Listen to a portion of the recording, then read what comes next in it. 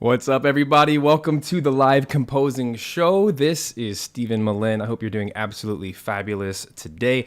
I'm really excited because we're combining two of my favorite things in the world today, talking about video games, talking about new sample libraries. I love combining those two things together. There's a brand new game that just released a couple days ago called Stormgate. It is now actually a free-to-play game on PC, on Steam. If you have that, highly recommend you check it out. Looks super cool so far. Haven't had a chance to actually play it yet, but it does look super interesting. And the other piece to today is we are, while working inside Cubase / Nuendo today and writing a new piece of music to rescore Stormgate, we're going to be doing a battle track today. We're going to do a bit of a twist today by featuring Musio, which is, I say new, but relatively new within the last couple years, a new plugin from CineSamples. And so let's do a quick little intro to that as well, just for those of you who are not aware of Musio, you can get a little idea of what that's all about.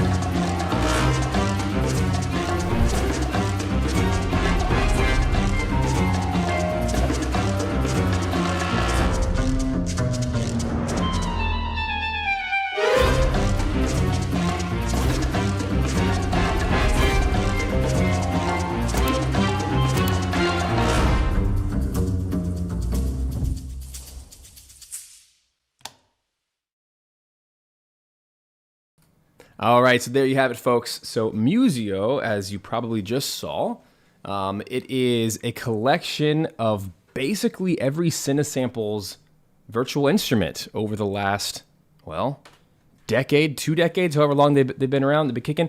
And I'm super excited that the Musio crew is hanging out with us here today in the live chat. We've got lots of friends hanging out with us today. I don't even have time to say hey to all of you, but couple that are hopping in the chat. We have Brad, Michael, Matt. What's up? We have Jew. I think we have 2 Michaels today.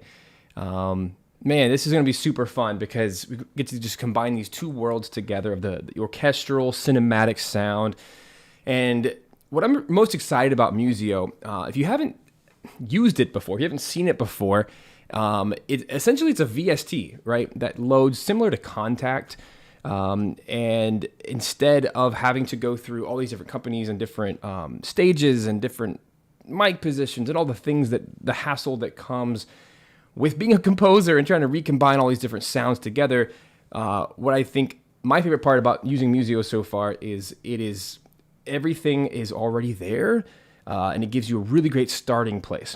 Now, granted, first thing I have to get out of the way, I'm a composer who's been writing for different forms of media, films, TV, games, podcasts. I've been doing this for a long time, coming up on 2 decades now. And so someone like me, not quite a veteran, but I'm someone who's been doing this for quite some time. I've accumulated a lot of sample libraries over the years, something to the tune of, $20,000 worth plus. So I kind of have what I would call the cream of the crop of each instrument group. We have the strings, the brass, the percussion, the woodwinds, and then all the ethnic instruments, all the synths, right? So I think in an ideal world, someone like me, Musio is going to be mostly useful to get more of a sketch pad style writing, or for collaboration if I'm working with somebody else and they have a different DAW than me. What's so nice about Musio is it's all contained in one package. It's all cloud-based, so it's going to download exactly what I need for the project, and then I can open that up on a laptop or open it up on someone else's computer, and everything's going to load exactly the same. So there's a lot of interesting variables at play here, because I've been using CineSamples for a very long time. I've always been a big mouthpiece for Cinebrass. In particular, Cinewinds. Those are things I've used a ton. The Tina Guo cello is phenomenal, right? There's a lot of great libraries that have come from CineSamples. But what blows my mind is for someone who's just starting out, maybe you're in the first 5 years of your journey as a composer, you probably don't have $20,000 plus of every single library ever that are super nuanced and super specific. But what's so interesting is Musio contains the entirety of the CineSamples library. And I think you saw in the little promo there's over 1,800 instruments. So while it may not have everything under the sun, it's going to have all of the essentials you need, specifically in the orchestral world, that are going to get you very, very far. And then I would encourage you beyond that, if you need a very specific sound that Musio doesn't cover, by all means, go grab something else from a different company. But I think the landscape of sample libraries has changed so much over the last even just 5 years that something like this is super viable in today's market. And for those who want to be creative, I think it's just a no-brainer. So quick little shout out, there's a link in the description below that you can grab a free trial. It's a 30-day free trial, which I think is super generous from Musio, and you can go try it out, see if you like it. I think you're either going to love it immediately or you're going to hate it because it just doesn't fit the way that you write music. But I encourage you to give it a shot. Try writing at least one piece of music with it and just see how that feels and see if that is a good fit for you. I've had Musio actually since the very beginning, back when they did a beta launch. I was one of the early testers of it, and I was able to give a lot of feedback. And I can tell you guys, the folks there at Musio team, which are from CineSamples, these guys, they listen to feedback, and they have made a significant slew of changes even since then. There's been a lot of little user-friendly things that I've even requested. I've seen other people request that they've made active changes to make these as usable as possible. Even something as simple as they've gone back and reprogrammed key switches so that these files are usable in so many different ways. So I think the future is very, very bright. I think this is a genius business model. I wish I thought of it myself, but hey, it's fine. It's easy. You guys have heard me say this before. It's easy for me to talk about things that I love because it's real. It's things that I use. And even just yesterday, I was working on the Aethermancer soundtrack, still working on new tracks. And I was actually threw up Musio because I needed a Celesta. And they actually have a particular one. And I'll just kind of show you guys since we're just shooting the breeze here. Inside the catalog here, one of the coolest parts about it is there's a search feature. Like, this is what makes this so usable, is right here. I can just type in Celesta, and they even have different types. But this one right here, the Artist Series Randy Kerber Celeste, this is the same sound as used in Harry Potter. Let me see if I can pull it up. So good, right? And that was the exact sound in my head, and I really wanted that thing. And none of my other libraries had that sound, that really soft, delicate.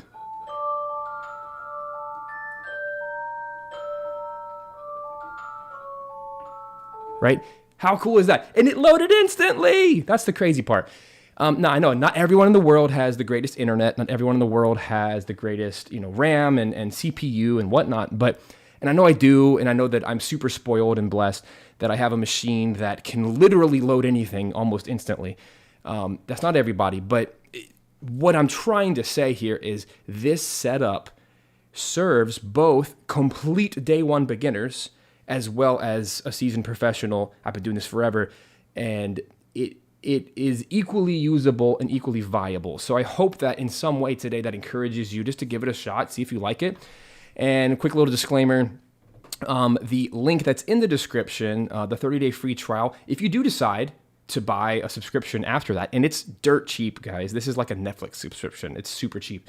If you do a subscription, my channel will actually be supported from that link, so I do appreciate you using that. And if the subscription model turns you off, they also have perpetual licenses, which I think is brilliant. That's one of the changes they made, is they also introduced, okay, cool, not everyone wants a subscription. They want to just outright buy this. And they have some different models there, which I think are really cool. So they're doing everything right. Big fans. So anyway, I'm a little excited today. Can you tell? So glad you guys are here. What's up, Paul? We got Eric on music, Sean. Man, you guys are you're so chatty today. Daniel, Hex. I'm not going to be able to read all these today. Unfortunately, there's too many comments. I'll do my best. So what are we doing today? Well, Stormgate just came out this week, and this is an RTS. So I grabbed a clip from the game. Let me show you just a little bit. And this is with the original audio, just so you can get a little piece of it.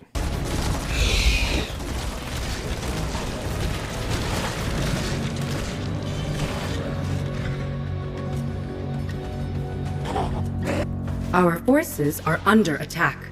Let me jump ahead. You control your units. They shoot guns. They blow up the bad guys. Pretty typical RTS. But I think the angle here is, it's kind of like a modern, I don't know, StarCraft. World of Warcraft kind of deal.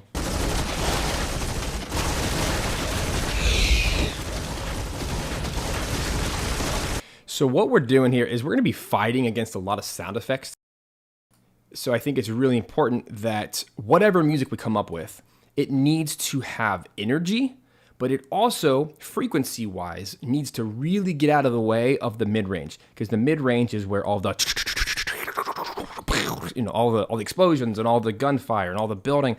Whenever you're writing for video games in particular, you got to dodge the sound effects. You can't completely dodge those frequencies, but I'm not going to put, I don't know, an English horn, right? Something that's right there in the mid-range. I'm not going to make that the main melody for the entirety of the track, because that would just be totally drowned out by all of the sound effects. So you got to kind of read the room of what's the context of what you're writing for. So visually, what we're seeing is a lot of mechs, a lot of robots and things. There's a lot of building, but they're also just fighting. This actually reminds me of like Alien, the Alien Predator movies. That's what these enemies look like to me. So there's going to be a sci-fi element here, which usually means orchestral, but it also means some kind of synthetic, so robots and synths, right? So those are really the two sounds we're going to be mixing here today.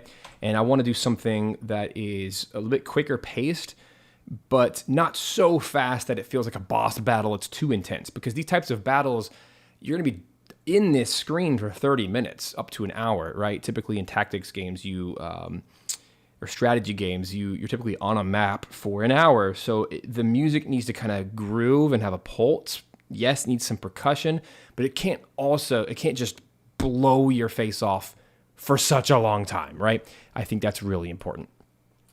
So yeah, let's just start writing some stuff. So right before the stream started, I came up with this little idea using strings.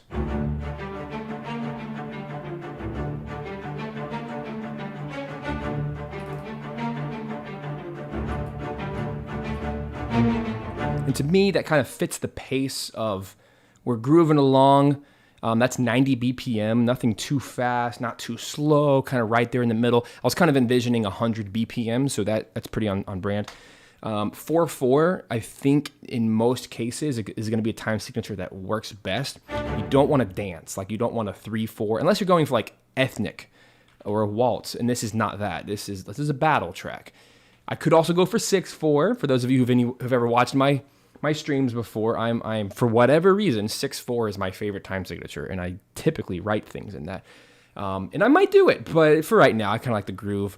And as far as the interface goes, I've literally done nothing except pull open CineStrings core, and I opened up the string ensemble spiccato patch. That's it. And this is why I love Musio, because, oh my gosh, it has everything you could ever want. And this is just the core library. They have a pro library as well, which is like all the extra articulations. Here's the cool thing. I don't have to go through Contact and search through all my libraries to find the exact articulation I'm looking for, because it's all in one database. And this is why, again, those of you who've watched me for a long time, I have built my own Contact database, because this problem is so extreme. Because in my world, I have to write something today. It has to be done today or done tomorrow. The deadlines are insane in this line of work. So if you're the kind of person who takes 2, 3, 4 weeks to write a track, this might not be the career for you. You might want to do this as a hobby until you get that speed up. Because the average composing speed is 3 to 5 minutes a day. I'm not sure if you knew that. Professional composers write unbelievably fast, and it's quality material. So just kind of throwing that out there. for those of you wanting to make a career out of this. But just to kind of show you the equivalent, right? So Contact is what I've been using forever, and even CineSamples used to use Contact, and now they're using Musio. So in Contact, the best thing I could do, I have all these libraries here. I can search. This is only as of Contact 7, which is the latest entry after 20 years of using Contact. Finally, they added a flippin' search bar. Come on. But finally, now I can type in guitar, and at least it'll show me my guitar libraries. I can type in brass. It'll show me Cinebrass, whatever, right? That is helpful, and that's cool. But for the longest time, I've had to make my own library folders. So I have Contact libraries. You see I have it divided by company names. Here's CineSamples, right? And inside there, I have different libraries. And that's it. That's how I've had to do it. But then I've had to go another step. Over here, if you right click in Contact, you can create a quick load. Because I built this new PC this year, I've actually wiped, because all my drives are different, everything's different. So I didn't bother this time around rebuilding my database, but I had a database where I literally had everything organized by orchestral samples, ethnic samples, synth samples, and then I had everything organized by articulation. And that was the only way my brain could figure out how to pull the samples I needed quickly enough to actually get anything done. And thankfully now, because I've been using these samples for so long for different companies, I just typically know what I want and I just go grab it, right? It's a tool. But for a beginner, hello microphone. For a beginner, that's a lot of learning curve. So yay Musio, you guys did fantastic with this. The search bar is phenomenal because it searches every Musio library and then only pulls up what you need. So if I were to just go over here and type violin, now it's going to pull up every instance of violin in any of the libraries. But if I specifically want a spiccato, there it is.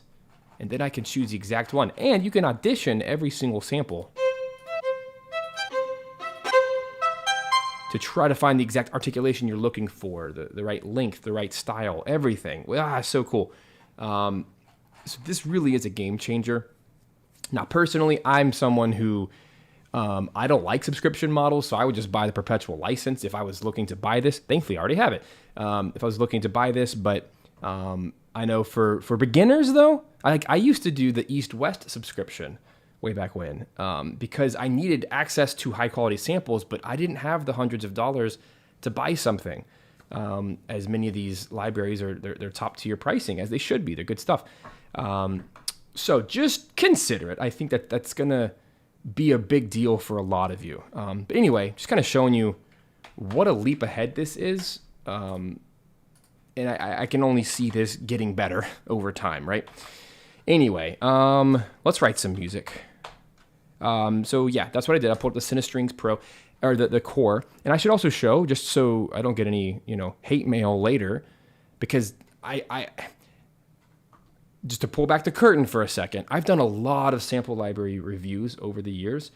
And unfortunately, for the sake of marketing, I'm not going to say everybody, but there are many companies who will ask a really high-profile composer to write something using their libraries, and then they will polish the junk out of it by using a bunch of external plugins, a lot of external effects, really high-end effects, and typically it makes the sample library look a whole lot better than it actually is, right?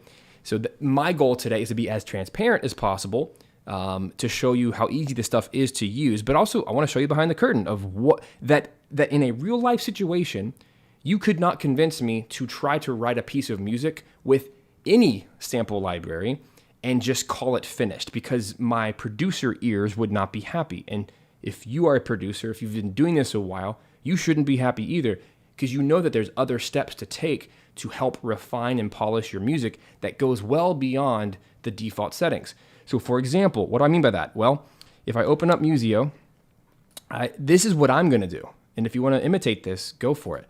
But when I'm going to go to the sample itself, and I'm going to turn off all effects, because I don't want any reverb, delay, anything added. So by default, this thing is off. So I'm going to hit the bypass button so that there's no extra reverb of any kind. I want the driest possible sample. Okay, and then over here in my mixer, you see there's a bunch of tracks. Well, this is my default template. I haven't done anything yet. But by default, I like to have my favorite reverbs on their own separate aux channels.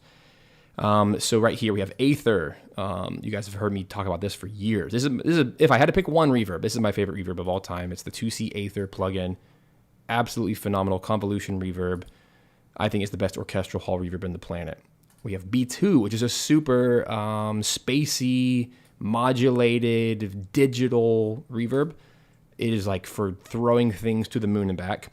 ROM is really good for piano music because it's like this really, it's also a digital reverb, but it has a very spacey, airy sound. Valhalla Shimmer is cool because it actually adds an octave above. That's the shimmer effect in its reverb. So that's another like really good for guitars, really good for like really ethereal pad type stuff. The Lexicon Medium Hall, this is just a classic used in orchestral recordings for decades and decades. This is like the reverb that more soundtracks have used than any other reverb on the planet. Even though I don't like it very much, it is it's just, if you want a classic sound, you throw stuff through that. And then the Eventide Black Hole reverb is for crazy effects as well. So I have all these, and then I've also made my own reverb. This is in the Budapest, Hungary. This is the Budapest Symphony. This is their hall that they record in. On my recent session, I actually recorded the reverb, which is pretty cool. Now I can throw my own samples through it. So there's no planet that I'm going to use a default reverb on a plugin because I know I have stuff that's better. And I would encourage you guys to develop your own sound, and that's part of it. So what am I going to do? So I have this strings, right? So I'm not just going to leave it dry. I'm going to throw it into something. And because we're probably going for a more orchestral, cinematic, classic sound today, I'm just my default is to start with Aether and then dial it back until it really feels right. So let's play it. Let's turn it off for a second. That's dry. Right, now here's with Aether.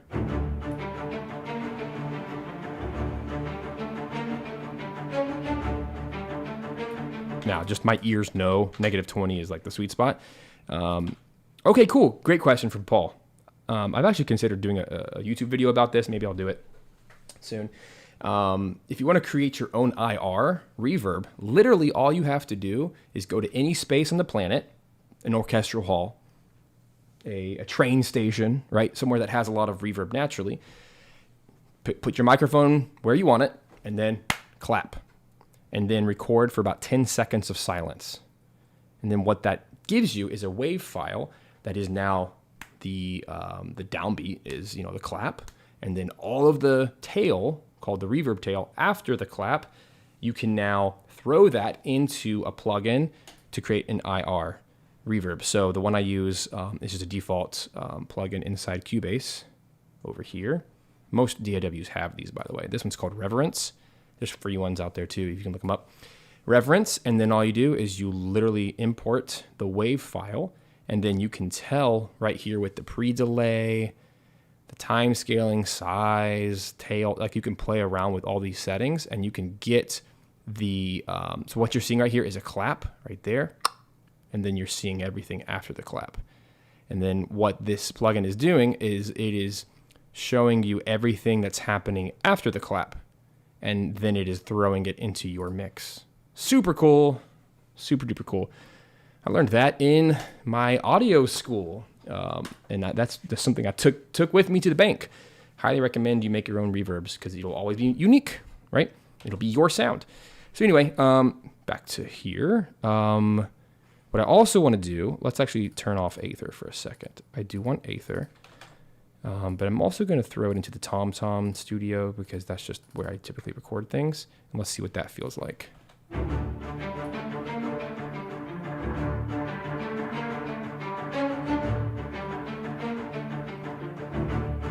Want way less of that one, but you can already hear how it starts to feel more full-bodied. And then we'll add the Aether in. Yeah, that sounds good. And then my last secret weapon, I just did a whole video about this. I'm not going to use it yet because it's going to skew our writing process, but check this out. This is my EQ curve that I have borrowed from Dave Natali, famous mixer for the Rolling Stones, Tina Turner, all the big peoples, all the big artists. And this is his EQ curve, which is insane because it has such a mid-range dip. But just check this out. So here it is without it. Now here it is with it. You can't go back.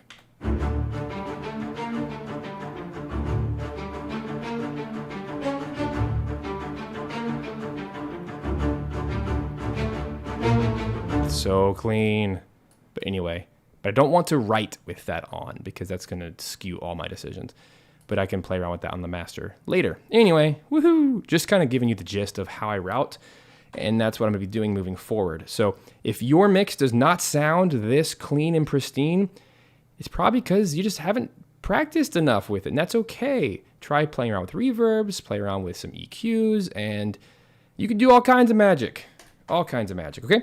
So and here's the biggest takeaway. Nothing I just talked about has anything to do with Musio. It just has to do with music production. I could use any string sample and make it better, but the good thing is Musio's string samples, by default, are already really clean and really full-bodied, meaning they represent the low, the mids, and the highs in their frequency range. They're not super tinny, they're not super bassy. It's just a really nice, clean spread. So that is going to give me a lot of power in the mix to do whatever I want with it. And then we're going to make some magic. All right, you guys ready? 30-minute intro is over. Why do I do this, guys? Every time I spend like 30 minutes talking and then I write music. So, oh well. Got my raspberry white chocolate latte queued up. Let's do it. Isn't it so funny? It's like my ears are now really sad because we don't have the EQ on anymore. It's funny how EQ does that. But again, I'm telling you, you don't want to write with really, really intense EQs on because then it'll screw up all your writing process. Anyway, let's add to this. So the most important thing I think from here, we got to get some brass in here. Let me just see what the horn options are. And watch how fast this is. And this is partly just from my experience of knowing what I want in writing. And I have a keyboard connected. You know, everything is set up to win. But I'm telling you, and then I'll shut up. I think part of this is everything is cloud-based. So and they're so small. These are like, some of them are a little bit larger. But, 20 megabytes, 77 megabytes, that's going to load in a second on my internet. So, it's amazing. Anyway, I'm going to be very, very picky about horns. Horns, I'm going to try to do either a 4 or a 6. So let's actually just type in 4 horn, and that'll narrow it down. Let's do 4 horns, because what I want is 4 horns per note, not total. And I really want like horn legato, so let's just kind of see. And this is me in real time, just trying to figure out. I think a 12 horn ensemble would be absolutely overkill. So let me, if I could find a 4, that would be ideal, but I'll just start with 2. And you can always test it. Do you hear the difference? That sounds, when in doubt, go with a smaller ensemble size and you'll typically get better results. Because if you overpower too early, it's really hard to go back. Volume-wise, tone-wise. So here we go. I mean, it loaded faster than I could make a decision about which one I wanted. That's how fast it is. Anyway, let me find my range.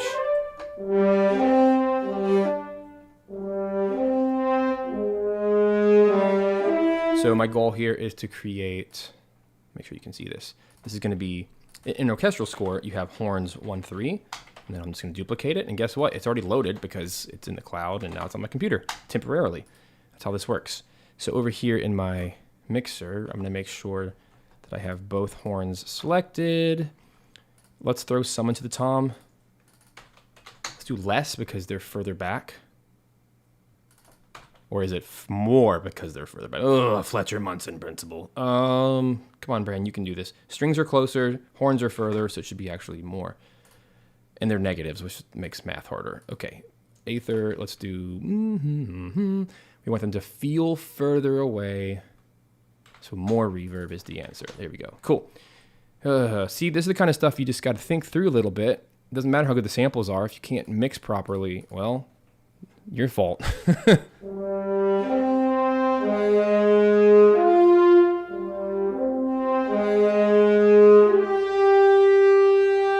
I'm not going for the big trailer sound right now because that would be the 12 horns. And then there's no room for anything else in the mix if you do that kind of stuff. All right, what the heck key are we in? I don't even remember what key this is. D minor.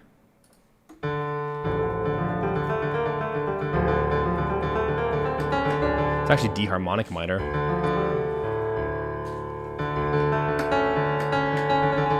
I'm a big fan of Hans Zimmer soundtracks. I'm sure many of you are too. He's obsessed with using a sharp 7 in his music a lot. And it's one of those tools in my bag. If you want to create tension, you don't want to stay there too long.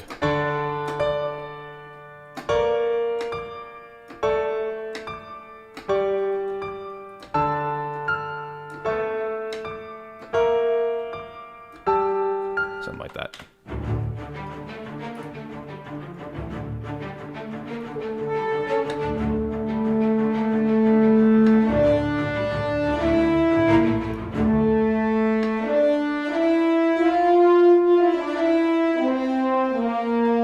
Sounds good. I think a nice little string intro, and then we'll do a horn melody. I already have my markers queued up so I can keep track of everything.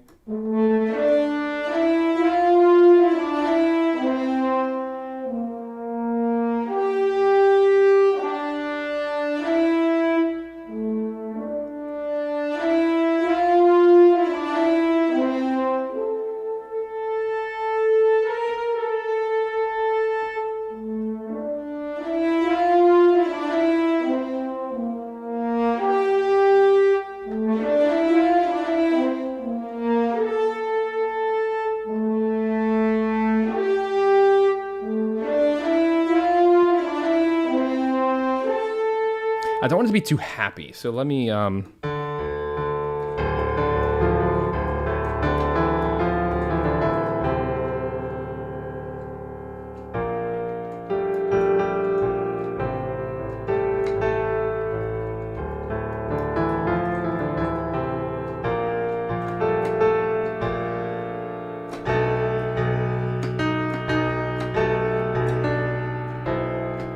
be kind of cool, to do a little modulation. So I love major 7s too. That'll be really, really effective with a big. I'm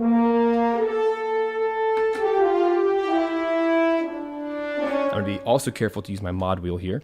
And I like that these samples are already panned where they belong because those horns are coming slightly left out of my ear, which I like. I don't have to pan it manually.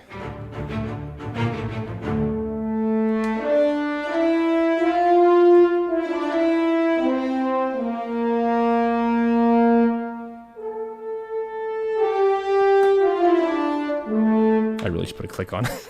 I'm totally guessing.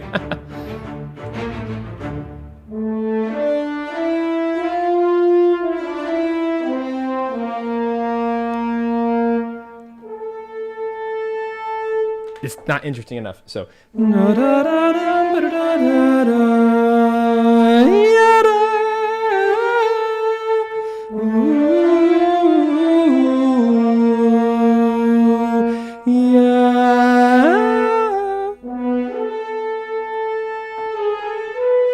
Like that. That's like, what? Makes you raise your eyebrows.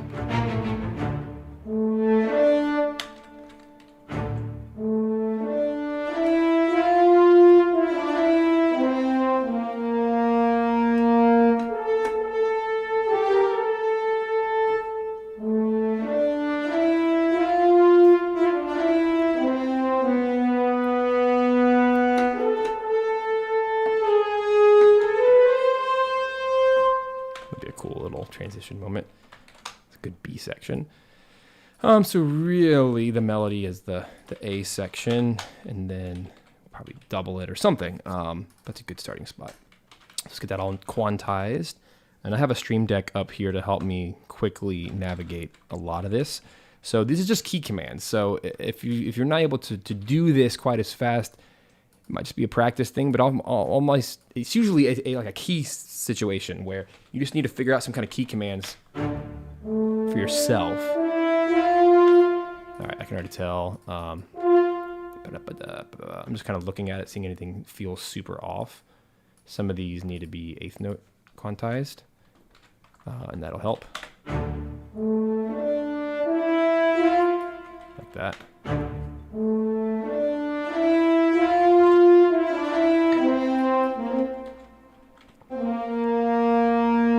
Let's also make sure we have some breaths in here because it's brass. They have to breathe too, especially for a big jump like that. Make it more realistic.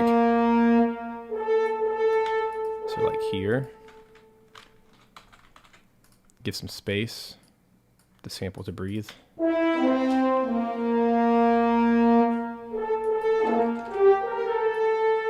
Give a little eighth rest there to breathe. Yeah, it's Stormgate.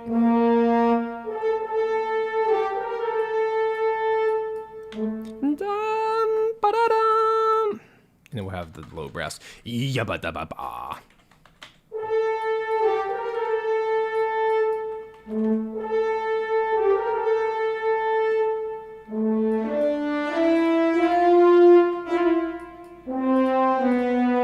Like that.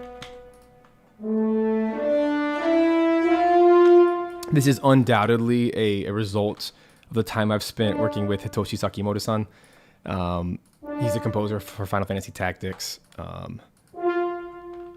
What a cool experience. And that opened my mind to this idea of a melody in his mind. And a melody should never repeat twice.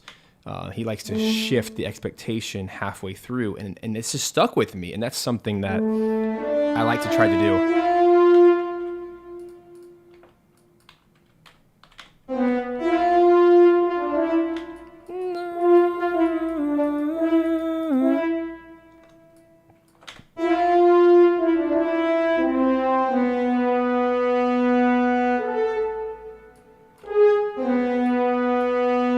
Also needs a big breath right there. So notice the amount of detail I'm putting into this. I'm about to copy it. So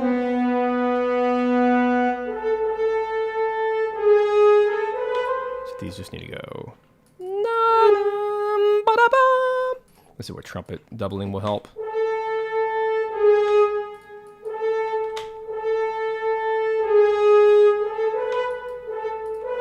Let's keep those both short this way. High trumpets will help double that.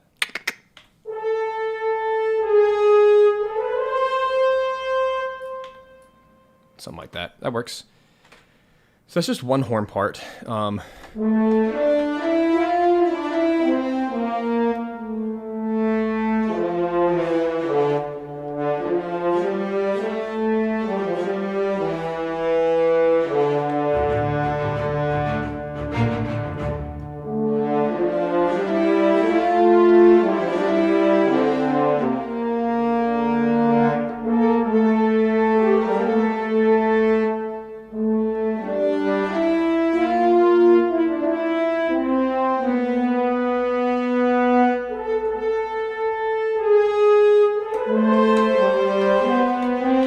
Right now, I'm just going to do horns, legato, horns short to keep this simple. If I need harmony, then I can always add it. But here, I want to make sure I'm doing the two. Oh, I messed up my own rule. Sorry. What I was supposed to do was turn off the reverb. My bad. Okay, horns short. So let's do the two horn. Where is it? There. Two horn, the spiccato. Let's see what we have. Staccatissimo, that's what I want. So we're gonna load that, and look how stinking fast it goes. So what it has to do is it has to download first, and then it loads. Yeah, music theory saves all kinds of time.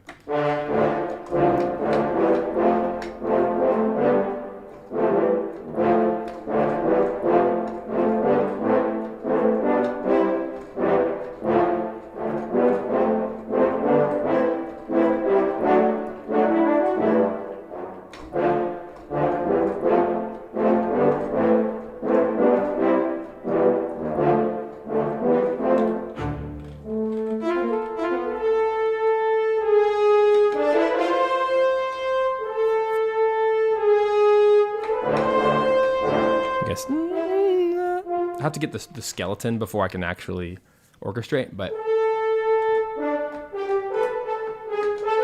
so I went to the C.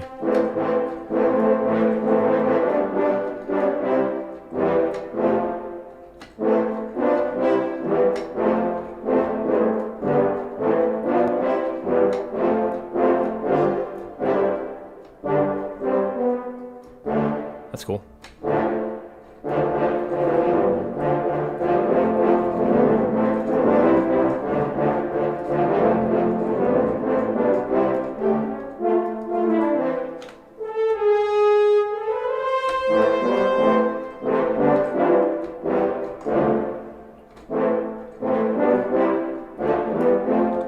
That style of writing.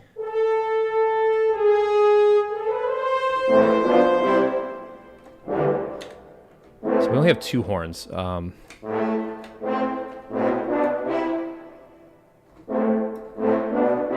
be trombone, so.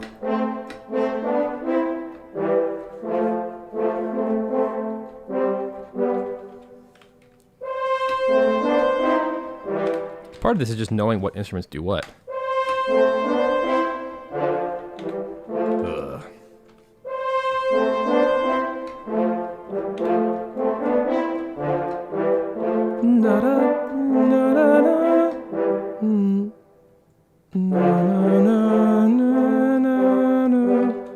That's pretty good.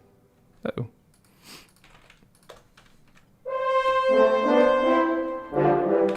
Just thirds.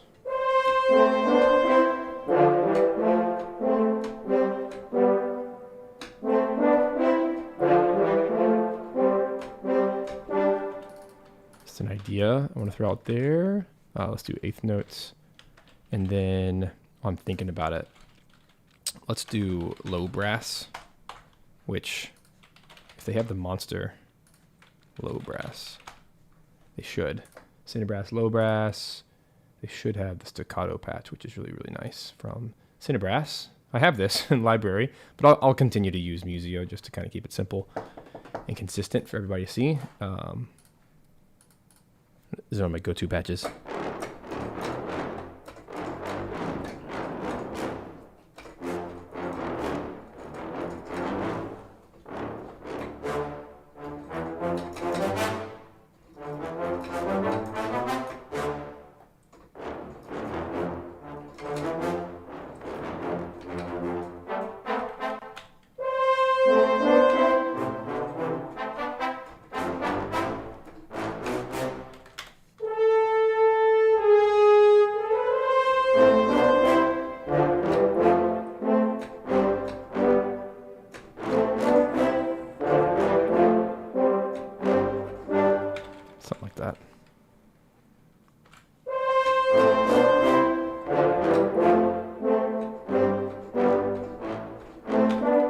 Like the rest.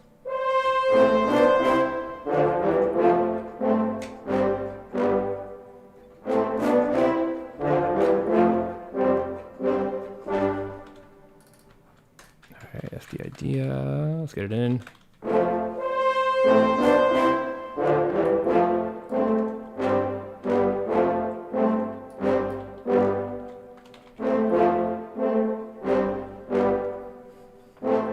I keep it slightly heroic. All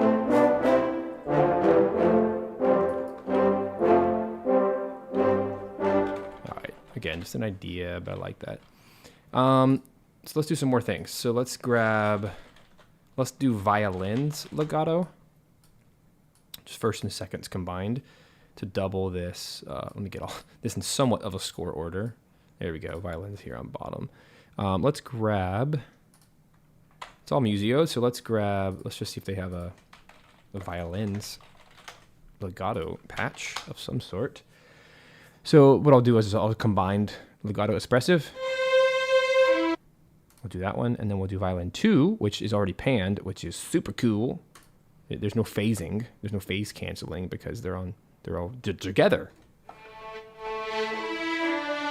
Sounds real good. But it's about to sound way better because this, watch, bypass. So it's blank. Already sounds phenomenal. But then I'm going to go over here to add some things. Let's keep it the same as the other string so it sounds consistent. So 15 and then eighth is 20. These are just percentages of the reverb. That way it's not 100%. You don't ever want 100%.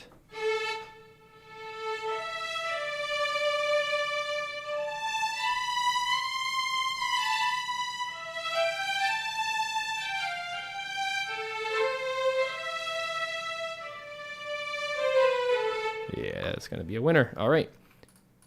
Winner, winner, chicken dinner.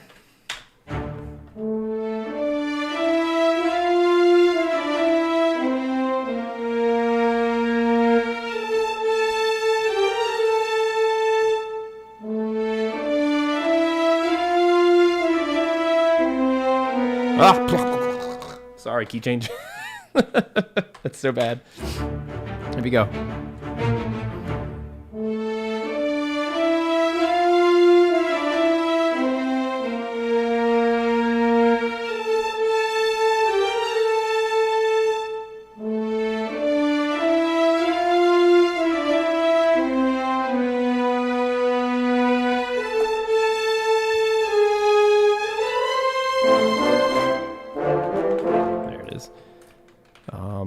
I wanted to play it in manually just to give it even more emotion.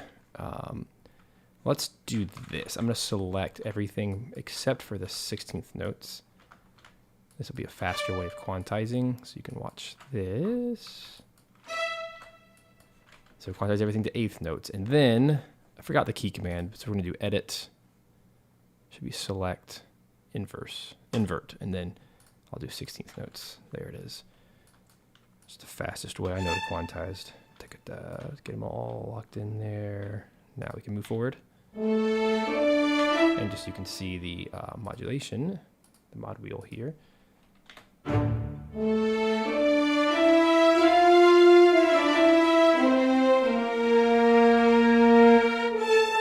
Most sample libraries have this problem. It's just a re-trigger on legato patches. You can't have two notes perfectly quantized next to each other of the same if it's unison. So just put a little break.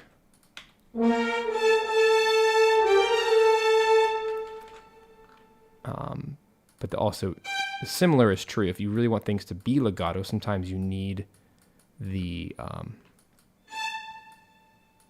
length to extend slightly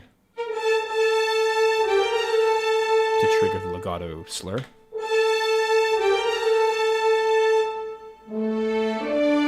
That's why I'm allowing all of these to be slightly extended beyond, because it creates a slur. That's what sampling scripting has taught me.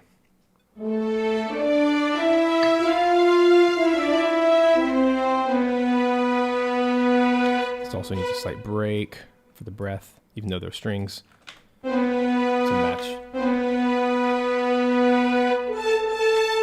Too much of a break.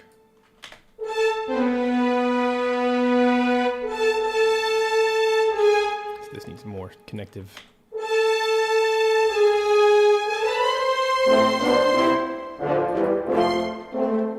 Let's go ahead and make these the same length.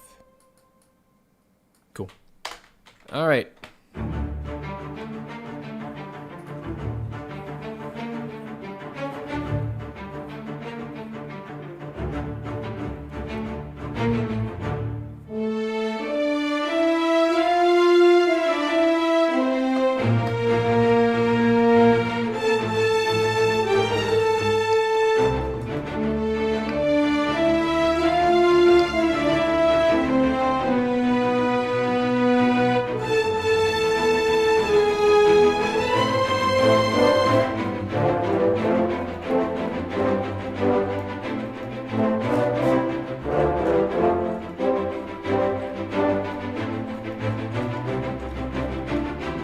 that's gonna be really cool.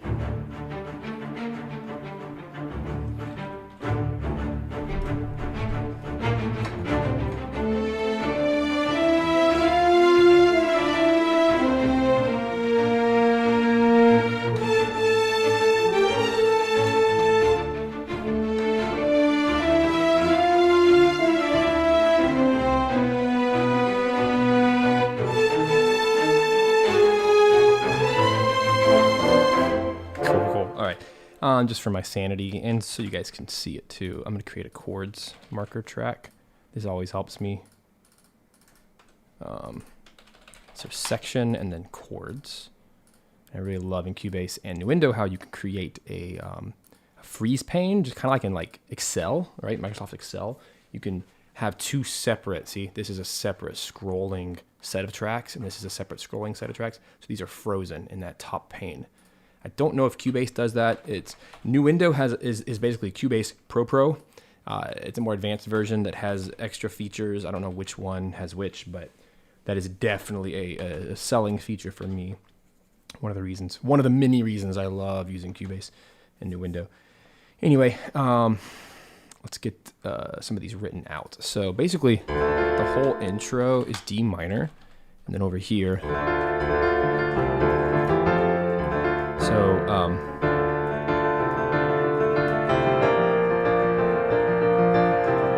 pretty simple minor thing. So D minor, very militaristic. We'll probably add a snare drum later. B flat. Let's put this in quarter notes so I can move these around easily. There we go. B flat, B flat, B flat, B flat, A. Oh yeah, it's easy. A suspended 4. To an A7. Let's copy all those, drag them over. D minor. And the surprise note. B minor. Ooh. B minor. And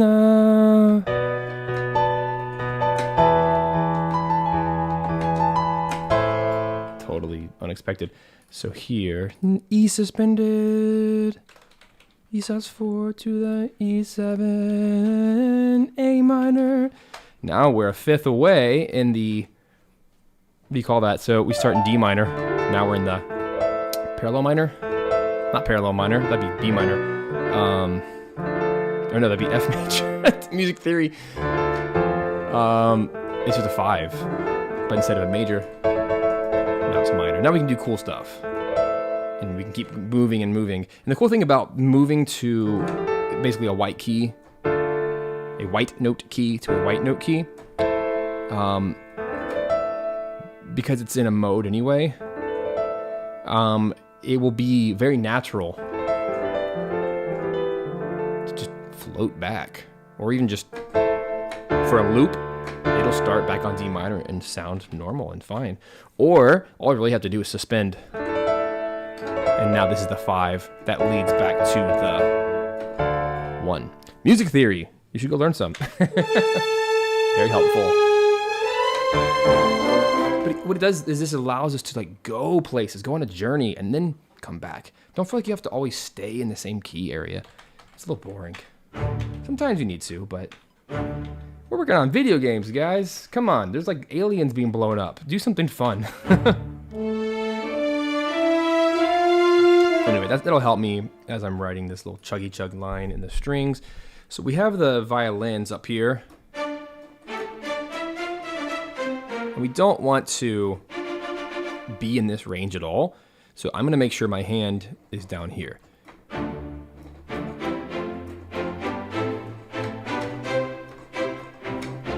How-to music theory. 7th on everything. And feel good. That's pretty accurate. Japanese harmony right there. Let's put a 7 on everything. Put a 9. It'll work out eventually. So I do want to be careful not to overwrite the string part.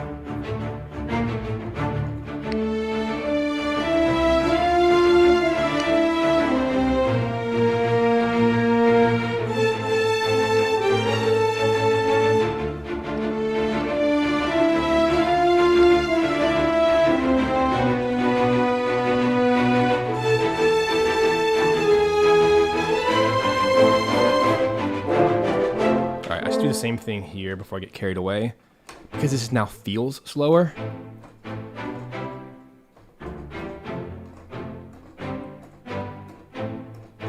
Very English, like royalty, monarchy. But I don't want to. I want the horns there, the brass there, to be like the accent, and the strings keep chugging.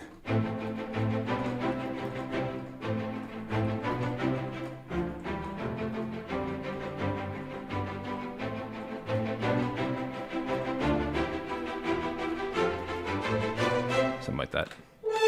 So let's actually write some chords.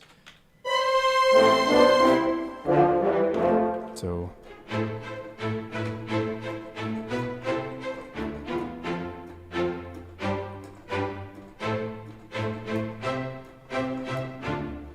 what is it?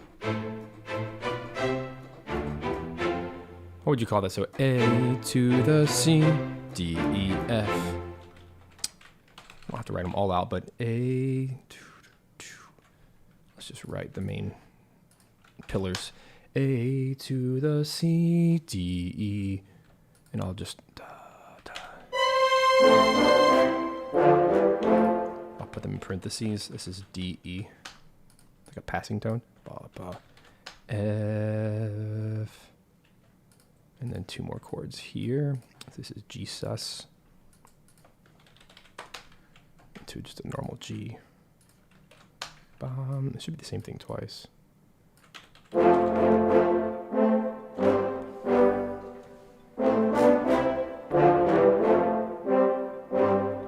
It might be a little bit too boring or something, but I just wanted to play with the idea while that was in my head. All right, let's get some chuggy chugs.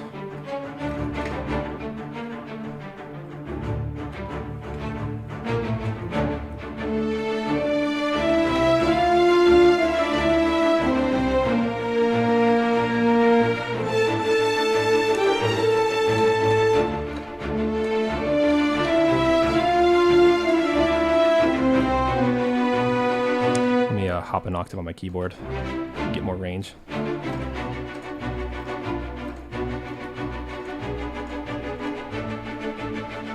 No, wrong. So it should be B minor.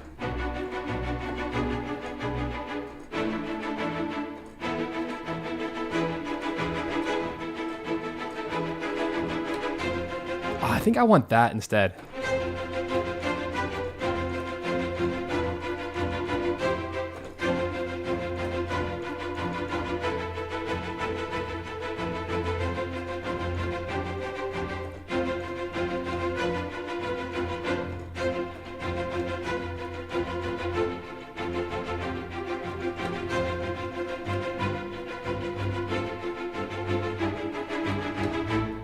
A little more interesting to me. So whenever I have an idea, like a new idea that's going to replace an old one, I do this. And this is how I write soundtracks, by the way. This happens all the time, where I'm like, but I liked my old idea. Don't kill it yet. So I literally will just take it and move it out of the way. Move it several bars down the line. That way, if I want to come back to it, I can. And it's not a dead idea. It's just not, it's no longer how I feel it connects the tissue, because I actually think it's more interesting. Like our ears want to go to the, that's a 5, right? And we can. There's things we could do, or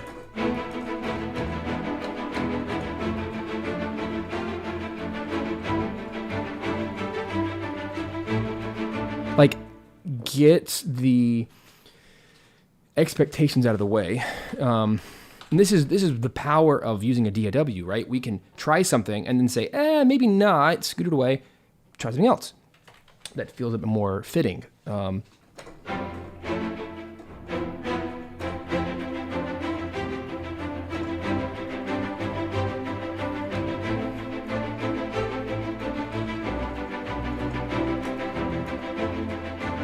hey, Mike's here. What's up, man?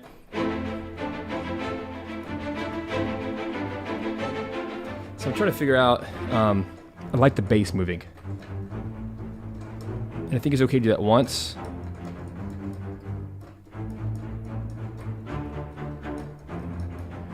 That sounds more militaristic to me and more fitting for the footage. So let's try it. So it's going to be G. It's also more fitting for the harmonic rhythm.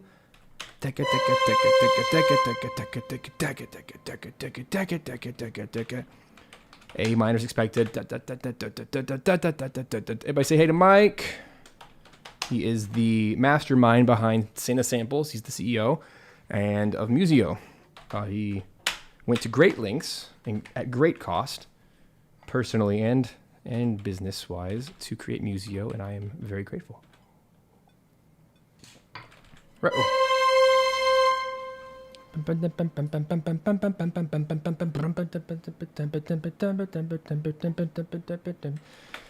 a big fan of the minor 3 in music.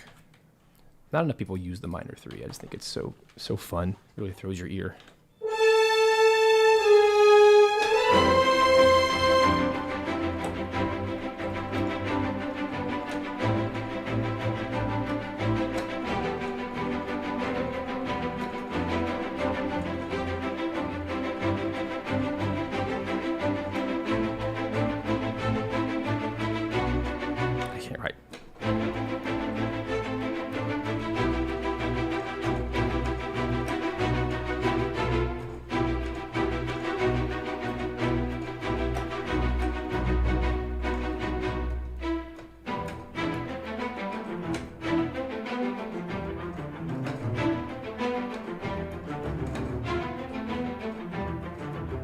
Cool. I'm getting so ahead of myself. So this, we made a B. Just gotta write it, man. This will be B. And then, now we're in the C section, which is gonna be a descending E minor, because this is just gonna keep going, right? We're just gonna keep going on the circle of fifths, apparently.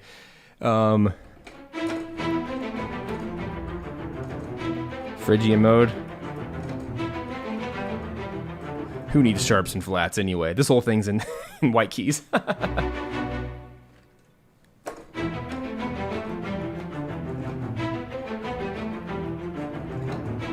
That's actually a really good nod to the beginning if we do the little bass riff. Here goes.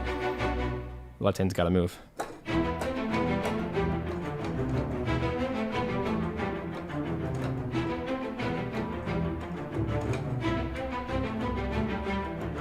Whatever, okay? That'll be the C section, and we'll make it all pretty and lovely. We got time. Hey, I've only been writing for 30 minutes, truly. These eighth notes are 16ths. Cool. Love me some Phrygian. Flat 2. All right, I don't know if I ever actually solved this middle section.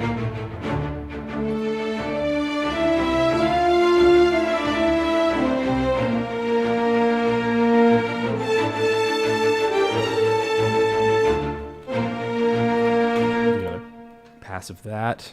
I think I got so sidetracked with my new idea. So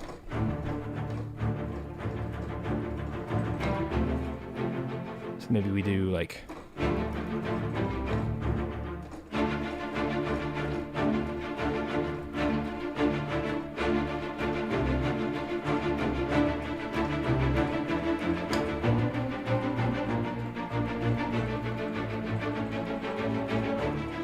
the secret, if there is one, to writing effective string parts, I see countless young composers make this mistake. They have a chord progression, right? Like right now, I'm going D minor, B flat, A, D, right? So I think a beginner composer might do this.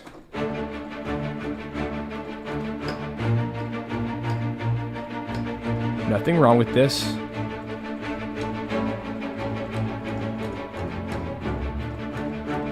Pretty interesting. We have a left-hand part, we have a right-hand part. We're following the chords. But what makes string writing interesting, in my opinion, as a string player, is when the violas get the really cool notes. I was always jealous of the viola players. I'm a violin player. The violas got the cool notes because they got to do all the inner voices.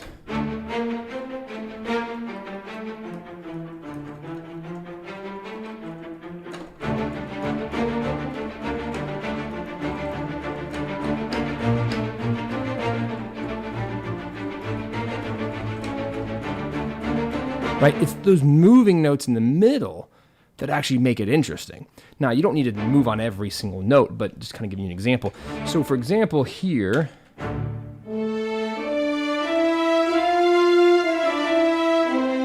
we need the chugging.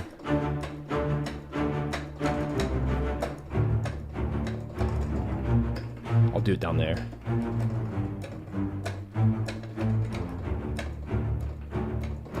I actually want to just go ahead and write that in.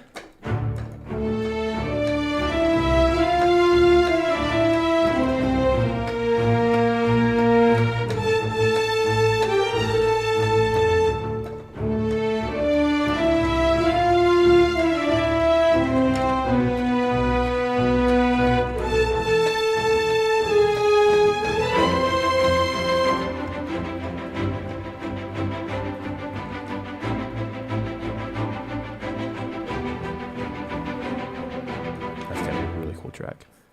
And that's where the trumpets should come in. Let me make a note.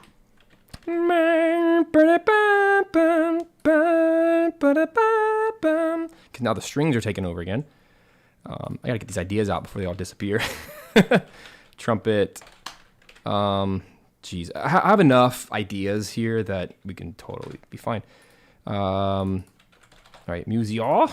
Let's do trumpets legato. They deserve a line here, especially on a big heroic thing like this. So let's grab probably just the same size trumpet. Let's see if we can grab a legato. It needs to be 2 or 3 trumpets. 3 is probably going to be more in tune. Let's see. What do they sound like?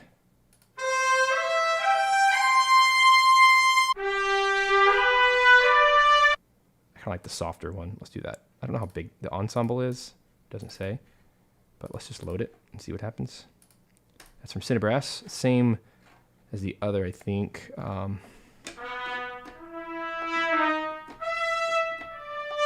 Crap, what's my key? I have no idea anymore. We're in F, so.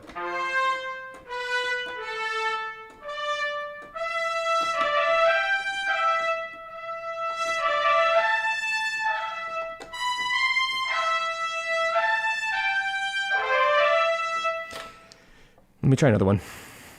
I am very, very particular about trumpets. I'm just going to audition several. I'm going to load several and pick the one I like the best, to be honest. And the cool thing is it can download multiple at once. Those are the 3 that come up here. So we're just going to see which one feels the best if the reverb's off completely. And we'll go from there. Viola! Yeah.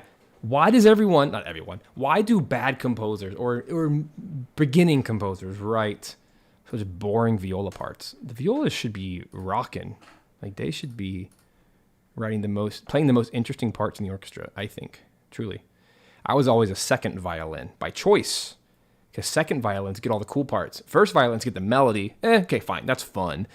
But they're also playing crazy high. I like second violin because they usually were doing harmony with the violas. And playing all the cool interline stuff. That's so much more interesting to me. It's like being an alto versus a soprano, or a tenor. I was a tenor, singer, in choir. Let's audition.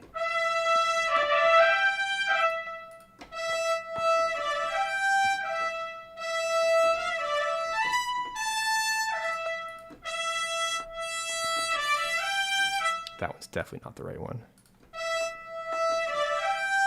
They're so similar, but I think I like this one best because it's the driest. The CineBrass Sonore. Because now I can throw my own reverb. I don't like when there's baked in reverb on patches. So let's match it to the horns. Tom Studio 10, Aether 15, and it should be already panned slightly right. It is. Cool. That feels so cool. All right.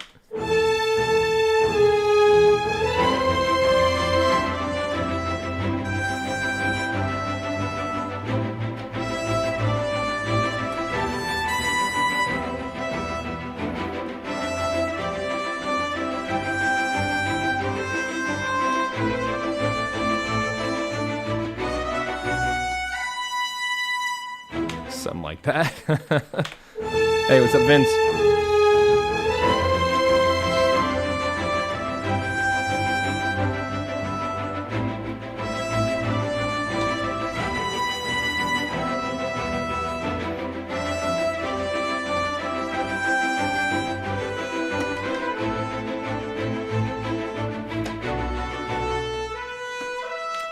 That does not work, does it?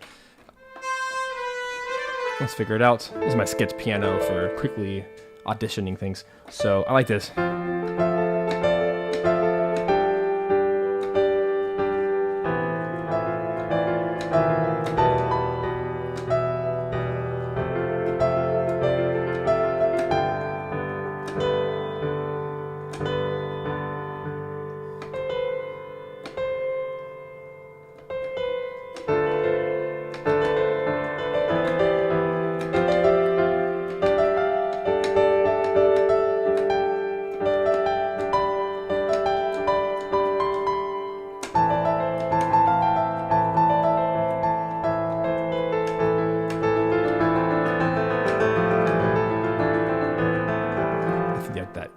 Sense. It's a little bit less wild. So I can take all this stuff and just transpose it down. It was on E. Brain, come on, you can do it. 1, 2, 3, 4, 5, 6. Nope. Wait, 1, 2, 3, 4, 5, 6, 7.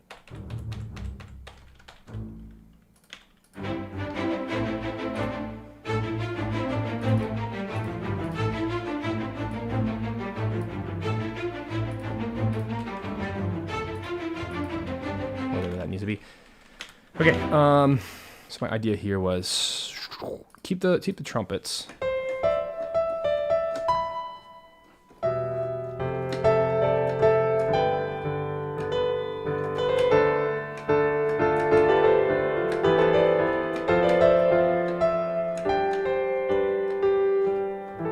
Just a little bit, slight detour, transition moment. So instead of going straight to the A, dun, dun, da, da, dun, boom, bum, ba, da, dun, bum, bum, bum, bum, something like that, just to give it a little bit more. We'll call this transition. Makes it a little bit more musically interesting and less predictable. Again, rhythmically, dun, dun, dun, and it allows it to kind of walk up to the A instead of just landing at the A. Da, ba, bum, bum, ba, ba, dum, dum, ba, da, dun. Does it really just walk up like that? Yeah.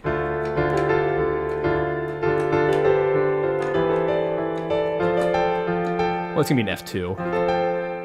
That's what makes it slightly more interesting.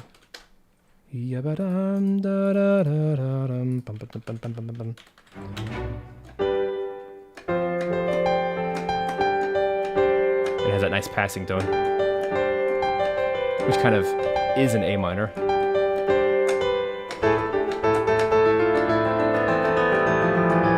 Yeah, we have some folks here already using Musio, which is cool. All right, so this part.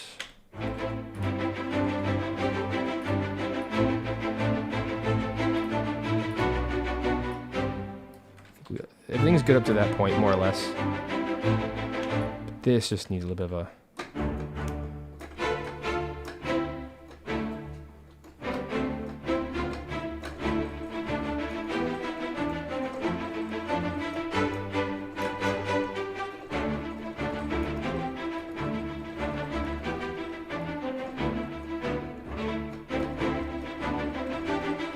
See the violas doing all the cool stuff? This is actually second violins.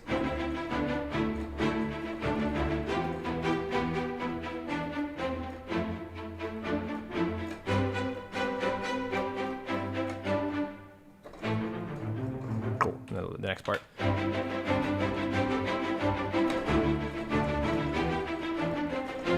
no, no, no.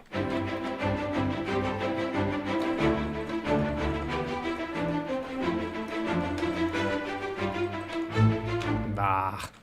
Let me figure it out.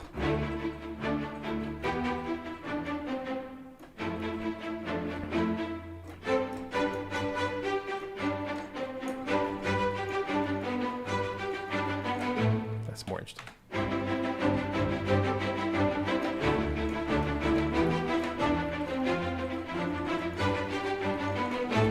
That's so hard to play. Oh my gosh. All right.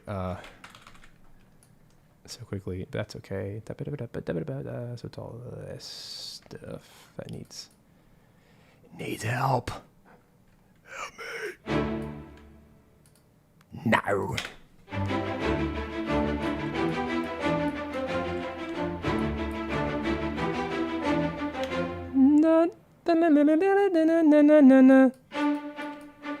It's one note off. Come on. Cut me some slack.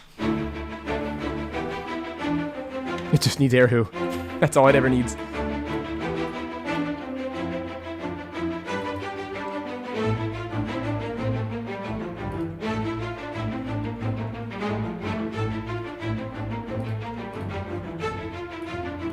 These types of battle tracks usually go on for like 5, 6, 7 minutes long, so I do not have the time or bandwidth to do as long as I'd like, but I am going to do as much as I can because this is a cool track. I'm already liking it a lot.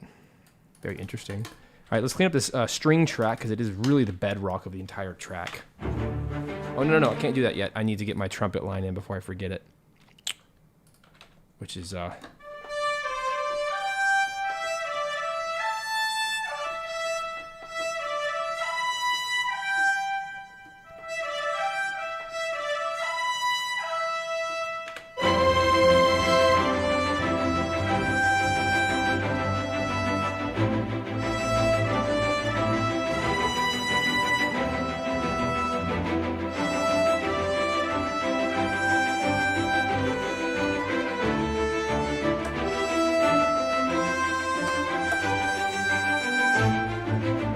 like that better. It's a little bit more musical. And look at that nice little shape melodically. That's a good place to be. It's not all like the same 3 notes. What you're hearing is this being super duper not quantized and very, very, very bad. Let me... Not trying to sigh so deeply. Just kidding. Just you gotta clean this crap up, and it's not fun to clean up, but you have to. It's okay. Main thing is I got that melody in. So let me actually just mute it for a second.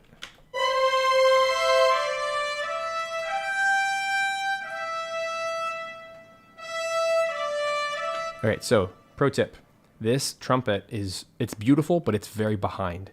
So this is very common with legato samples of any instrument. Go over here to the delay compensation and type in something like -20, -40 until you find it's dead on the beat.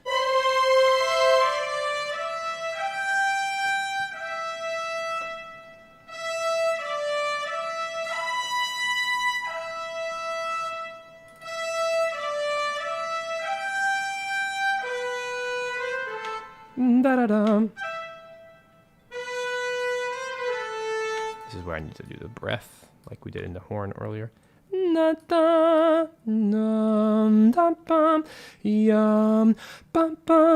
So 1, 2, 3.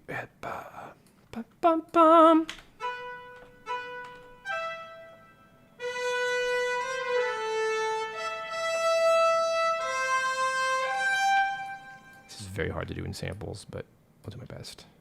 It's like a tenuto sound. It has to be a small break. Yeah. It won't be perfect because it's just not live, but you know, it's close.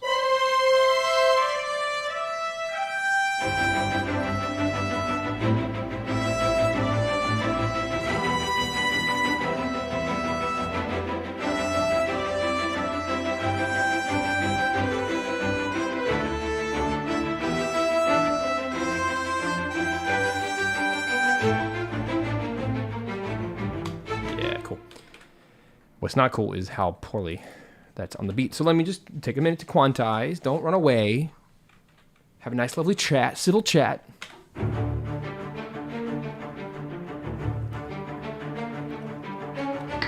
That's interesting. These strings are behind too. I didn't realize that until right now.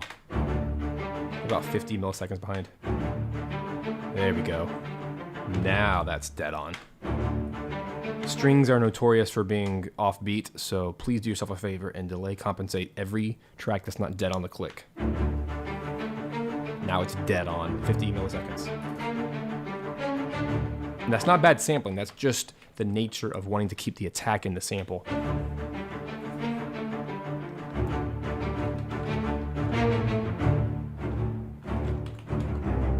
Alright, these are pretty easy to solve. Oh yeah, I didn't even do any of these. Oh, I forgot to record all these. Eek! That's okay. It looks like it got it to right there.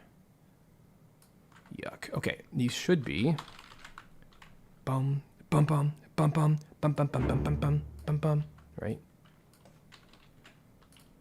Typically the first note of your recording is more off than the rest because human compensation. As a human, I'm going to make the second, if I'm off, I'm going to make the second beat. It's really an interesting phenomenon, how that happens. Something good to know about quantizing. Like there. That's just a quantizing error.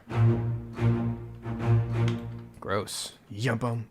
So velocity-wise, you need to make sure the first of the two notes is greater. Da-da, da-da, accents. This is where live players always beat machines. They will always do this better.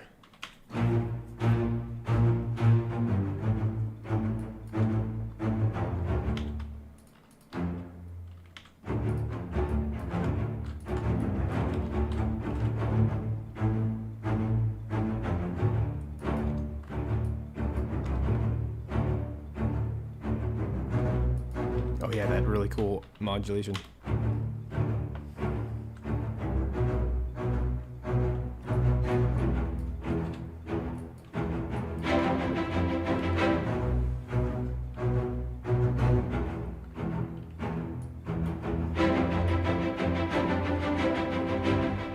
The viola. La da. Actually, it's the first violins this time around. I guess it's the second violins. No, that's first, second, viola, cello, bass. That's perfect. If you're gonna write string parts, try to write 5-part harmony, where the cello and bass, in most cases, double each other an octave apart, and then have 3-part harmony in the upper strings. That's typically good string writing.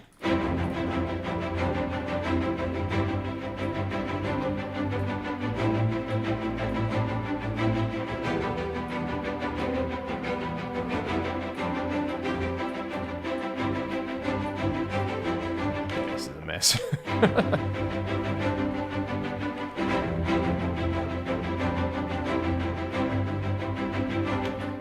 think I'm just gonna redo the bass only. It's just too sloppy. That's okay. Easy fix. So let's go over here.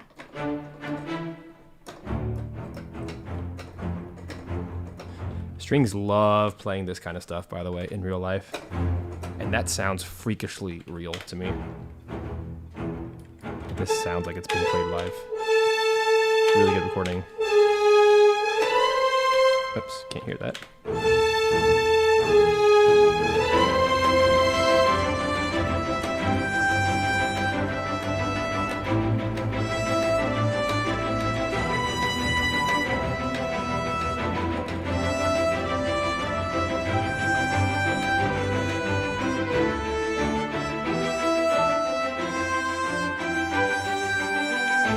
I'm going to do that again because over here my part, I just wrote a really weak bass line.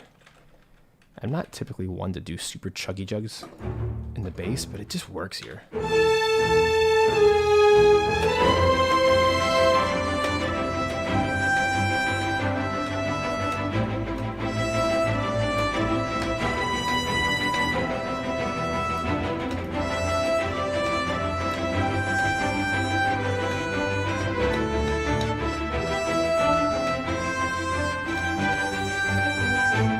like that better, just doing straight eighths. By the way, is my video choppy? It looks super choppy today for me. I hope it's not, but I'm afraid to stop the stream because then it'll screw up everything. So, sorry. It just can't handle the awesomeness today. All right, so it's a camera issue, it's not the stream's fault. Ooh, look how nasty that made it. Okay, there we go. I just had to do my own delay compensation. A couple of doubles, there we go. Just double checking for errors. Looks good. I'm very proud of my pinky for smashing those notes on time. I'd like to thank me for believing in me.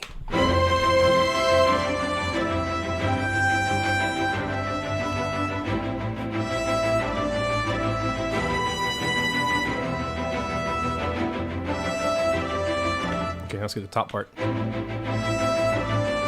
These are the small 5% details that may not seem to matter, but I promise you as soon as I turn that killer EQ on, it'll expose every wrong note.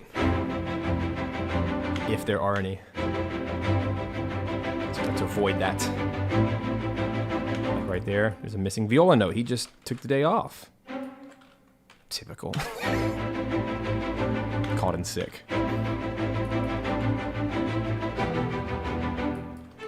Viola jokes are very common in the string orchestra, by the way.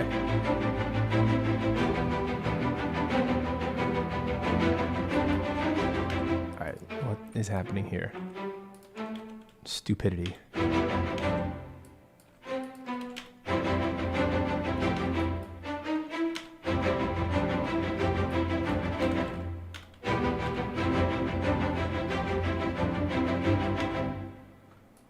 Come on, another viola absentee. What is your deal, sir?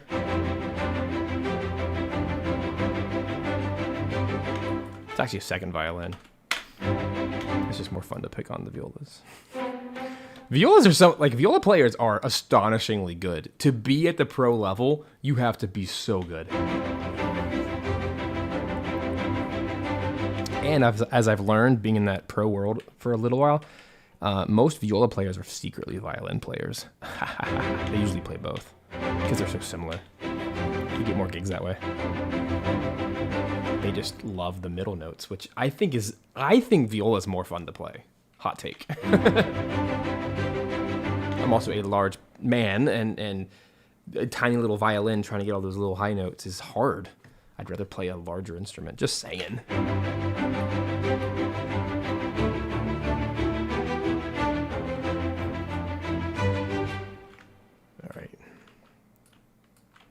Still missing some notes somehow.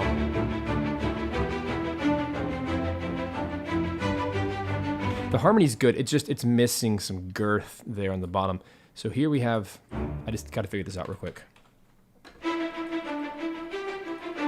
That's fine. What are we playing? So D minor.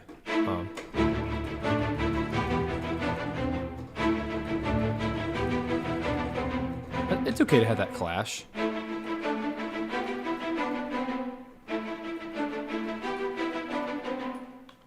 I think that's what's missing.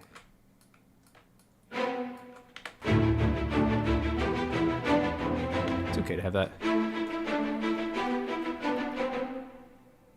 then F? Yeah, I just gotta keep this pumping. It's just missing.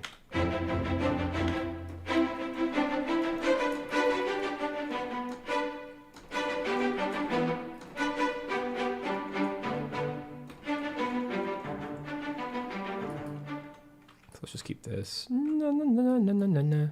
Na arpeggio G to follow.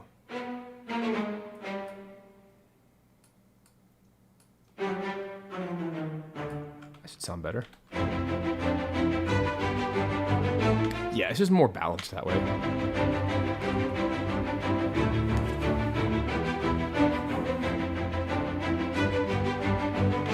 And I'm also wondering if this would do well as a viola part to double the octave. Nah, it gets in the way.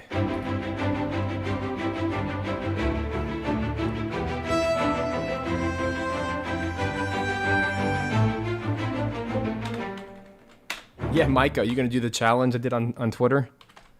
For anyone who's interested, since this is probably a room full of composers, maybe not. More often than not. For anyone interested, I'm gonna post this in the live chat because I did a little, whoopsies, sorry if music just played. How do I do this? Okay, I'm gonna pop this in the live chat for anyone interested. Yesterday I posted a little melody, a little theme that I wrote. And I posted this on X, just Twitter. It's still Twitter to me. I posted this on X, and it's it's like an 8-bar melody. And I just kind of posted a challenge to the world of composers. I'd love to hear what you can do with that theme. Try to turn it into a video game track. And then probably the top 3 to 5 tracks that are posted there that I find interesting and worth talking about. I'm going to do a YouTube video sharing those, and then I'm going to do a live composing of the track. Like, I'm going to make a track out of that melody and then compare it to the others. And already there's been several submissions that are super interesting and very, very different than anything I expected. I think that it's a really fun challenge that I hope you guys will participate in. That'll be a fun study.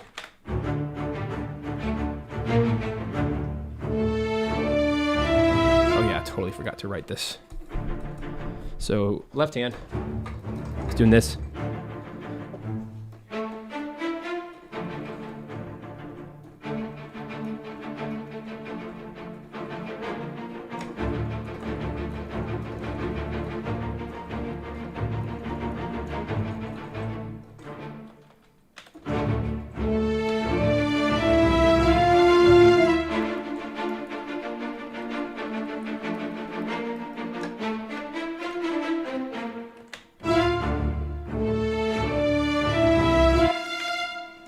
So this is trying to avoid that range.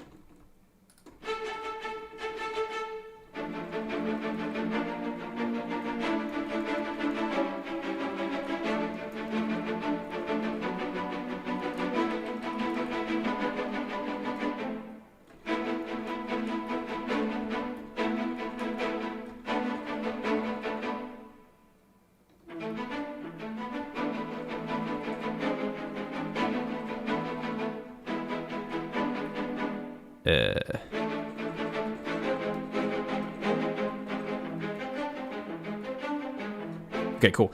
I found my range. It's going to be here. It's going to sit squarely below the violin's melody, but not touching the bass either. So it's going to be this inversion. This is first inversion, D minor. And then first inversion, what is that? Sorry, second inversion, B flat. So all I'm doing is I'm trying to hit the chords, but stay right here in this chord shape. Stay right here in this octave, because this is where they have to live.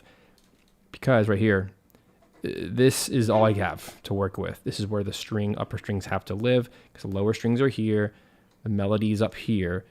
This is the key to arranging. You want to make sure that your melody is not fighting with all the other stuff going on. It's part of making anything sound good, right? It's good orchestration, good arranging. Here we go.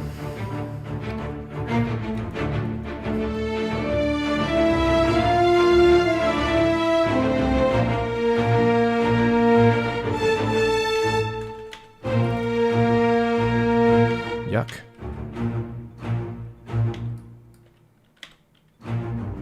There we go.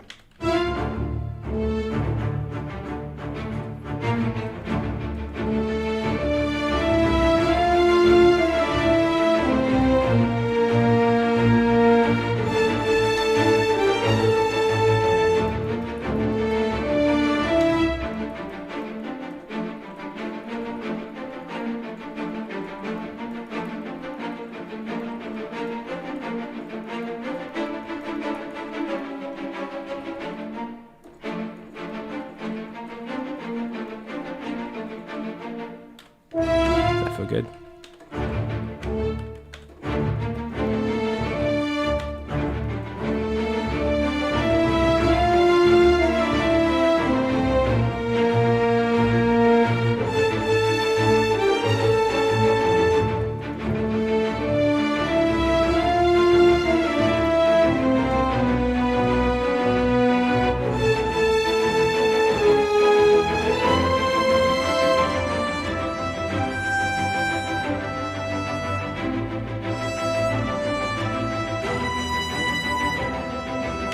really like the chuggy strings at the B section, so I don't want to do nonstop 16ths yet. Instead, I want to keep with this. But maybe we can do...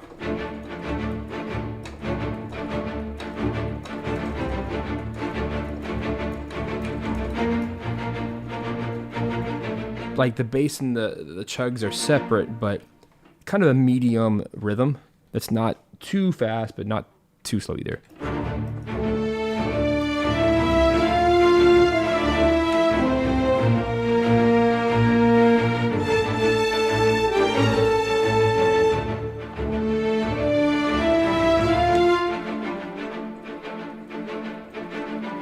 I think that is the sweet spot right there. Let's just listen to the strings by themselves. With a click, in my ears at least. Here we go.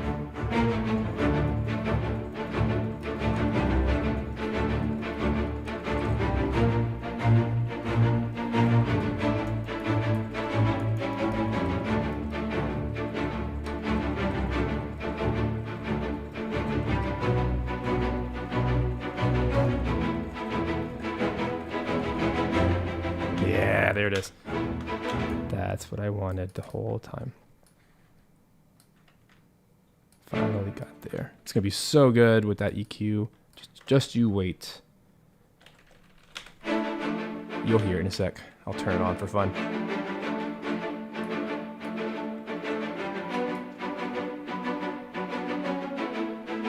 I don't like this chord.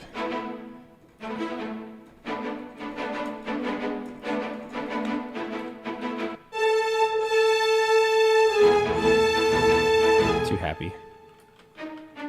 I don't like the E. So let's keep the D. Wait, it's the same chord, just different notes.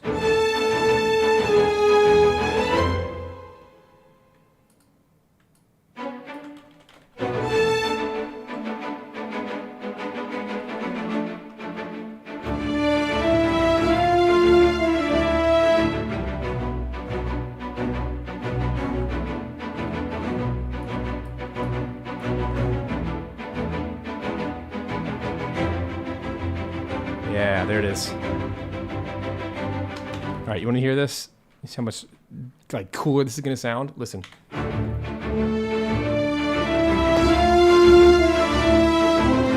Check that spice out. Woo!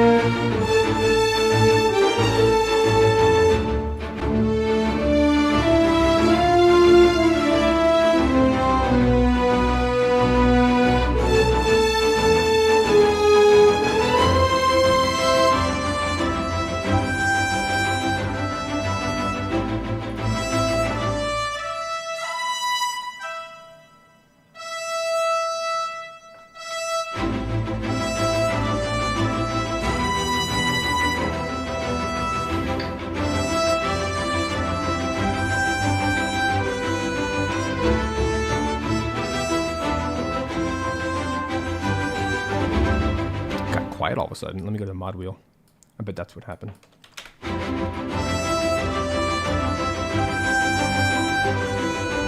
This needs a breath right there.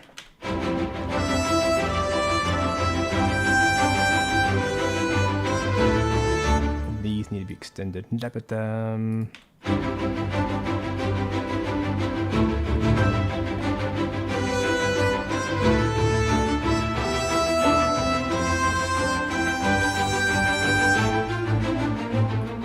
Jeez, doesn't that make such a difference? Oh my gosh. Now listen to that same thing. Like, what a freaking difference. And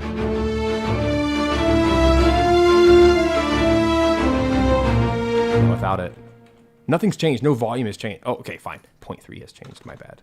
6.0. Here it is without it.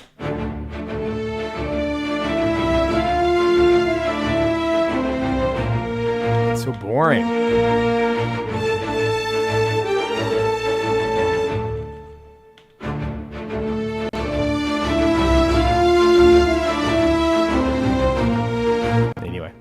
I love it so much.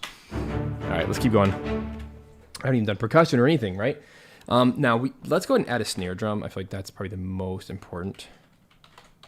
I'll just call it snare. Perk, I always put at the bottom of my instrument list. Down here, let's type in snare. I don't even know what's in here, to be honest. I've never used the snares in here. Let's see what the Cineperk has to offer. Oh, heavens. It's loud.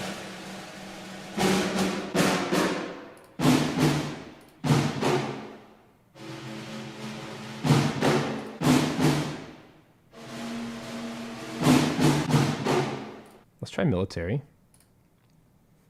And then that'll be fun. Hey, thanks for hanging out, Vince. With the EQ thing, just experiment. If it doesn't sound great on yours, just keep playing with it. If it doesn't work, cool. No problem. I like it a lot. All right, this reverb is way too high.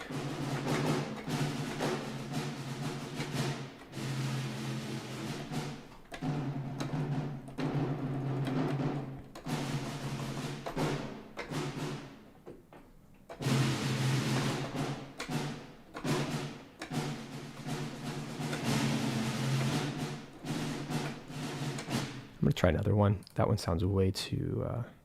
Let's do tenor. I think I'm going to like that one better. I'll just mute it for a second. You can audition as many as you want. But the thing is, it has to download. But the cool thing is, once it's downloaded to your system, it stays in your system. You can purge them right here in your downloads, and it'll delete it from the folders on your machine. But it's a really, really cool system.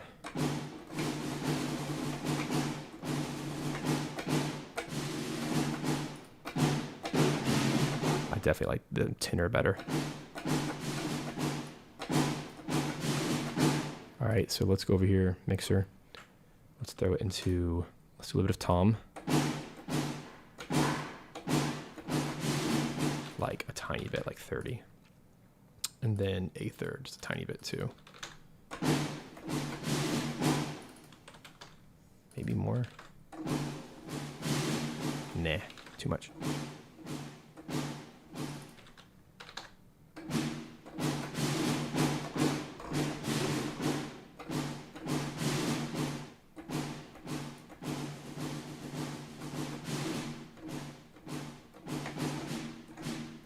Yeah, Paul, so there is a folder on my machine. I'll show you real quick. It's one of these. So I just have a separate... So here's all my drives. Oops, you're wrong screen. Here's all my drives. Each of these are SSDs, by the way. So everything's super fast. So media right here, like it's going to be... crud. Where'd it go? Samples, maybe? Musio. Okay, here it is. Okay, in my samples folder. Musio. Samples. So these are... It's encoded to be small file sizes. So it's just a bunch of folders, right? It's like seemingly random, jumbled, whatever. So it's everything I've ever downloaded from Musio. That's why there's so many. But at any point, I could literally just delete them all. Or... you can do it inside the engine itself. Over here in your catalog, download, you can actually purge and get rid of it completely. I don't want to do that. But yeah, so you can erase anything if you have small space on your hard drive, but I would definitely recommend using an SSD and just kind of putting stuff on there as you need. All right.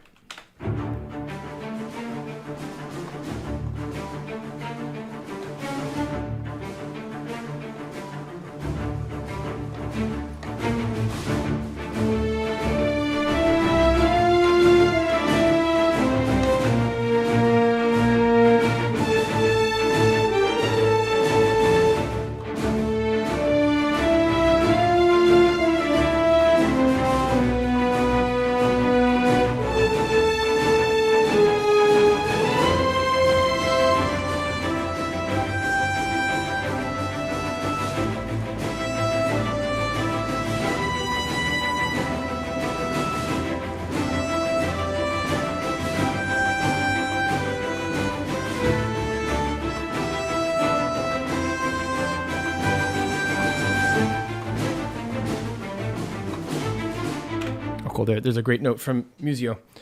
Musio themselves. You can manage your downloaded sounds in Musio Connect.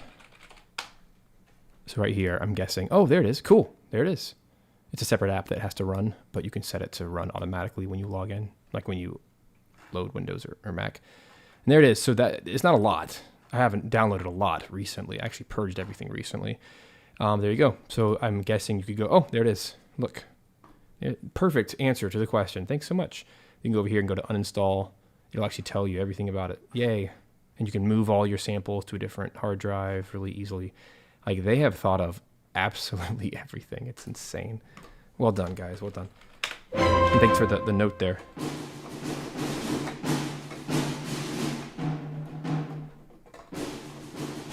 Still feels so wet.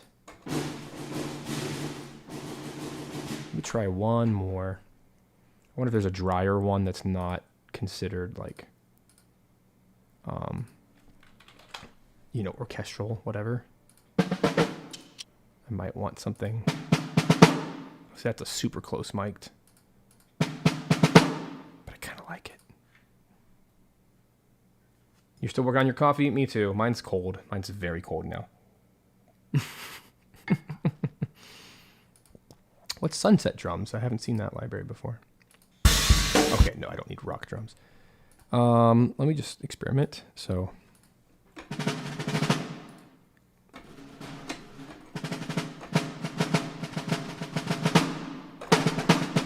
that's super cool.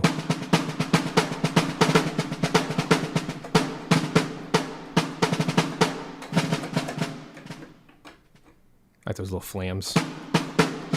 Like that. I just don't know if that's going to work in this context.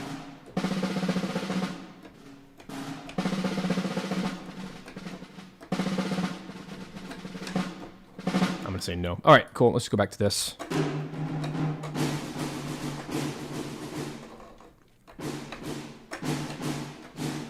Thankfully, we have different choices here.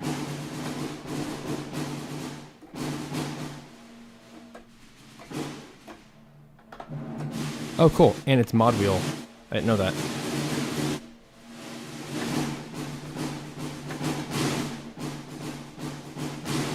So, Paul, you can download anything you want through Musio, then it's on your system, then, like any sample library, right? The online piece is if you want to download sounds you don't have yet.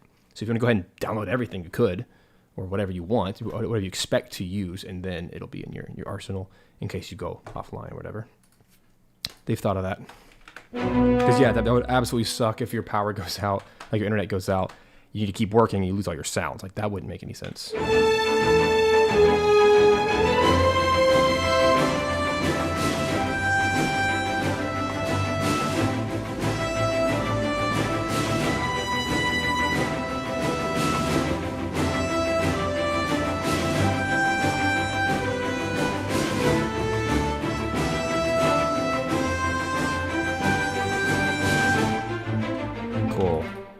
Happy with that. Let me just get it quantized.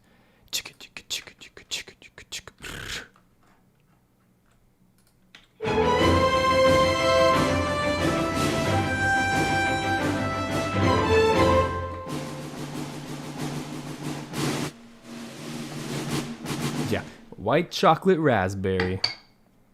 Breakfast of Champions.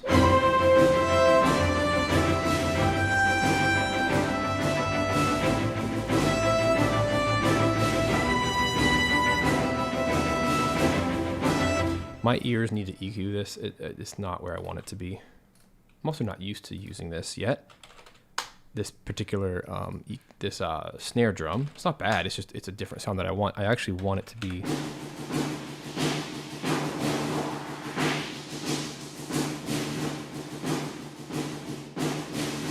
There.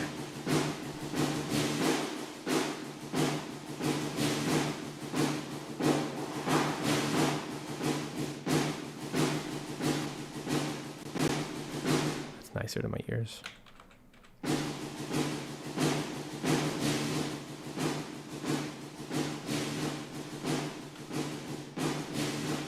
Okay, at least want to get.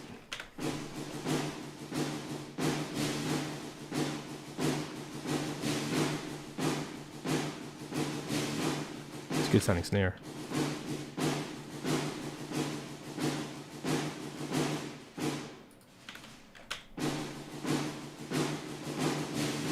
There it is. Okay, cool. So how to get my mod wheel to the right level for it to roll well.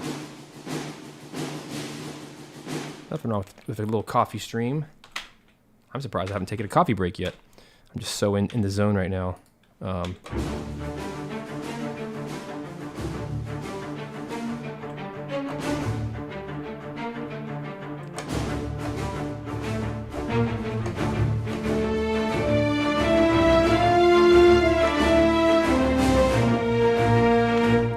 The snare to start. Just copy this for a minute.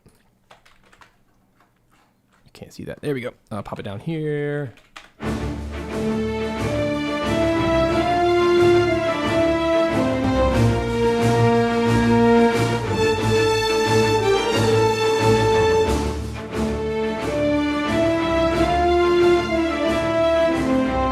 What's happening is this mod wheel has not been activated yet. There, I have it set to 111. So it just has to be on before, you know how all mod wheel stuff works. It has to like be activated before you play the sample.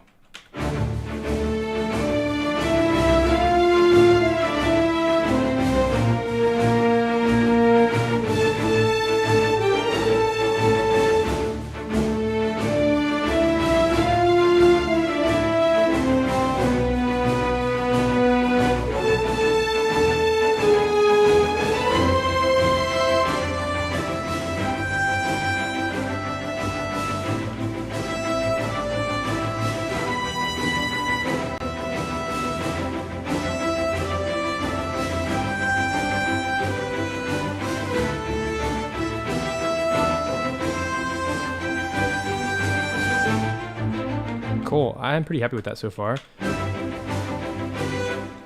what else would help make this?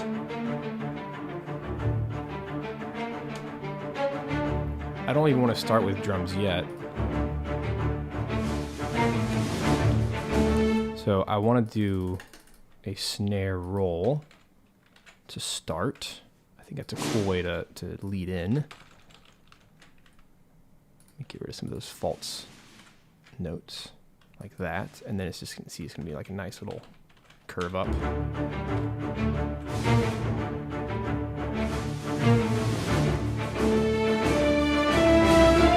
Then we'll set it to 111, which is where I wanted it anyway. Right there. And then we're just gonna make a nice little curve like that.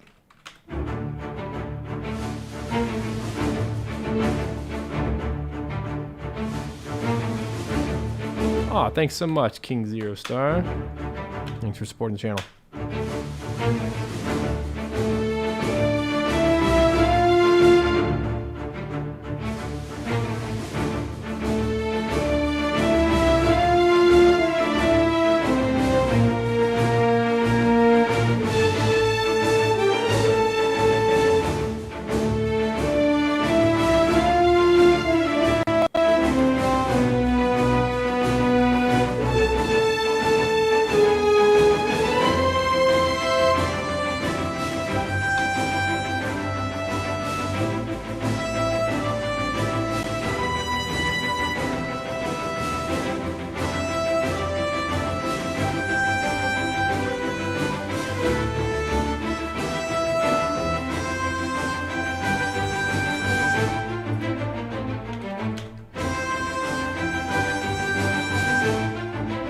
All right, let's get this cleaned up.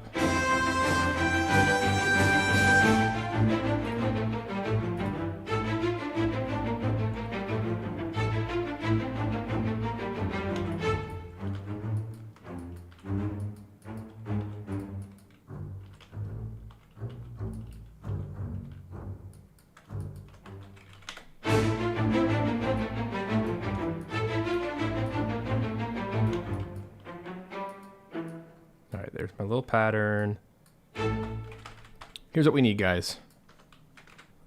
We're gonna take a quick coffee break just so I can stretch for a second. We'll get back to it.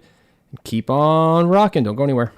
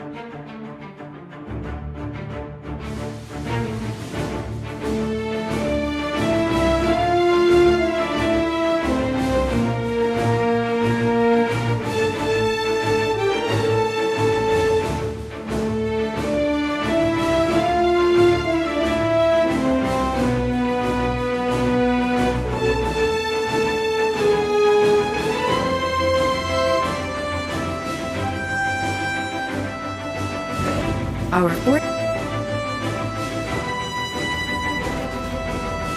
researching.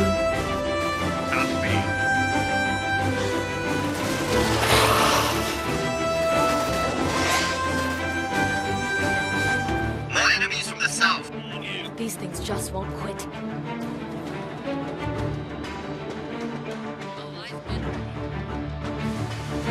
Ready.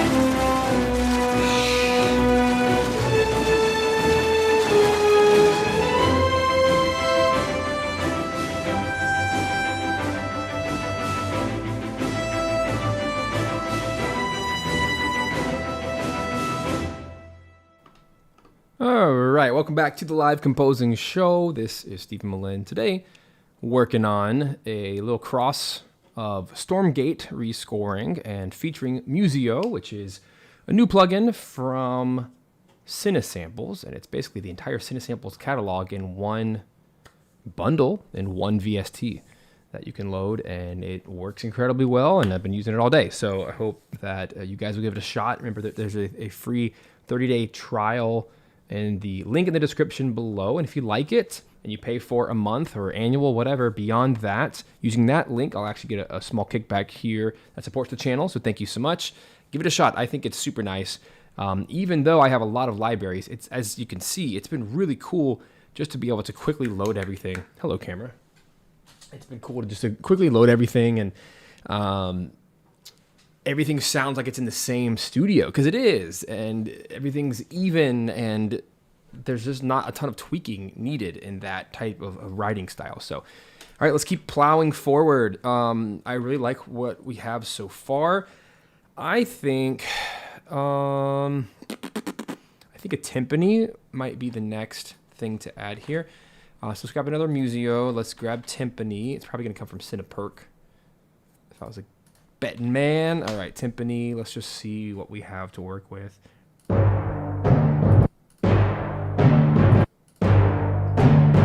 That's a nice sound. Let's try soft for starters. And we'll try to get this locked and loaded in here. While it's loading, I'll get my routing all set. It's probably going to need just a tiny bit of room, like 30, and then Aether, probably, again, just a tiny bit. Let's turn it down. Okay, it's just about loaded. And let's make sure that the reverb is all off. Here's what it sounds like. Oh, wow, thanks so much, King Zero Star. Oh, that's pretty quiet. Was not expecting it to be that soft. Okay, soft mallets are not going to be the answer. Timpani. Let's just grab both. We'll do medium and hard just in case. Interesting. That would be a good multi-patch to have, or maybe I could just make it. You can make your own little. You can save your racks in here, by the way, which is pretty good. But yeah, I'll just solo and see. Look how fast they're loading, though. It's pretty crazy. Give it a second, and I think just kind of accenting some of the beats with this would be good. So let's try medium. That's a good sounding timpani.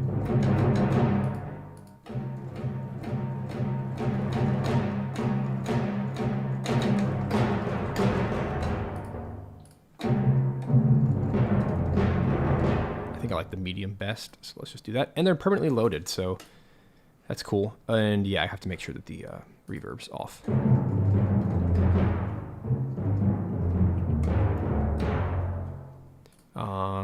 Last thing, this is very bassy and boomy to my ears, so let's just kind of clean that up a little bit.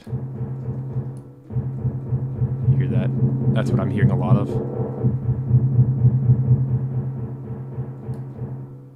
Let's try to get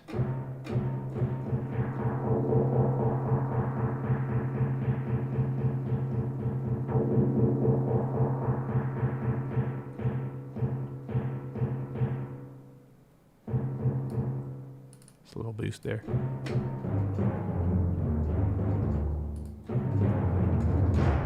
Cool. That should help. All right, here. So we're in D minor.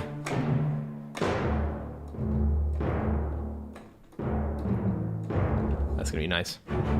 Yeah, to double the low strings. Bum bum.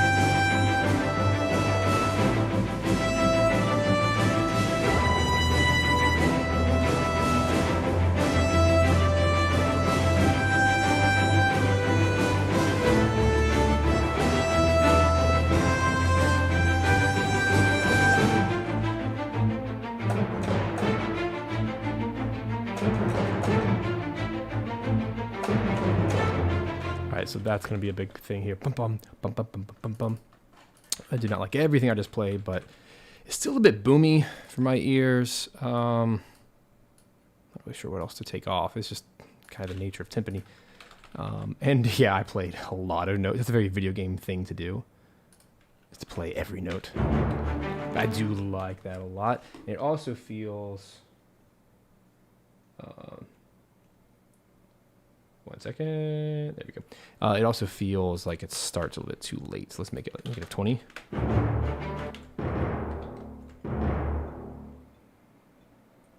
It feels better.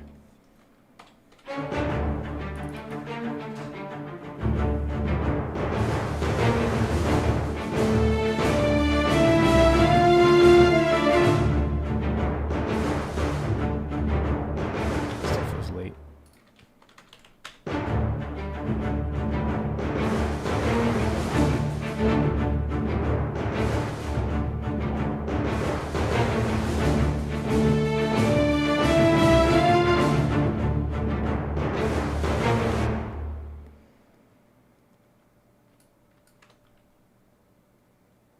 Okay, I hate to do this, but I need a timpani roll.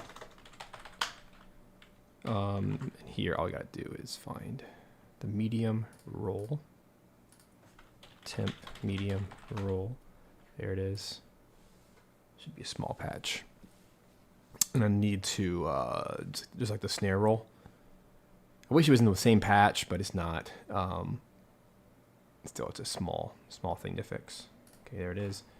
Let's get it in there, and this, I basically just need... Where are you, roll? Hello? Oh, everything is an octave lower. Weird.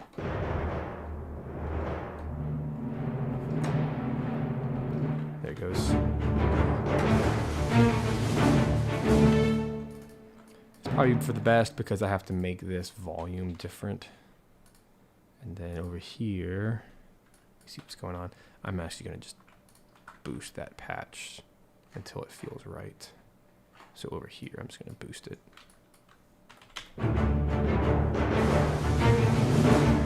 That feels good.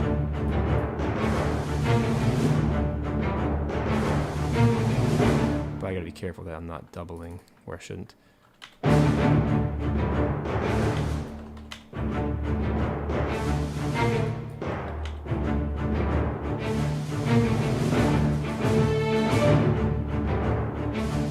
Like together. That sounds really good. Who cares what's happening back in, behind the scenes, as long as it sounds right.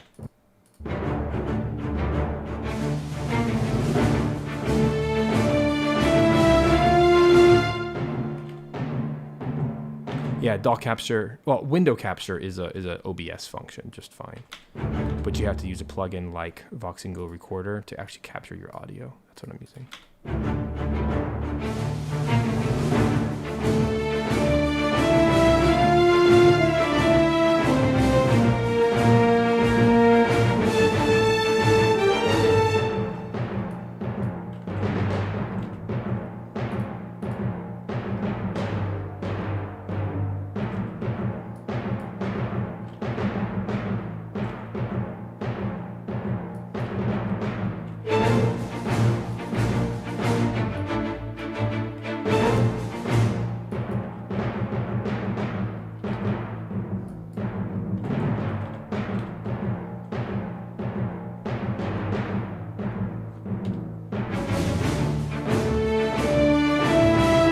Same thing here. This is an A. This needs to be a roll. And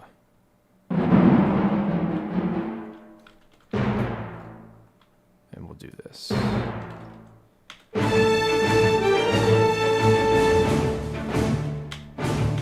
Some kind of thing.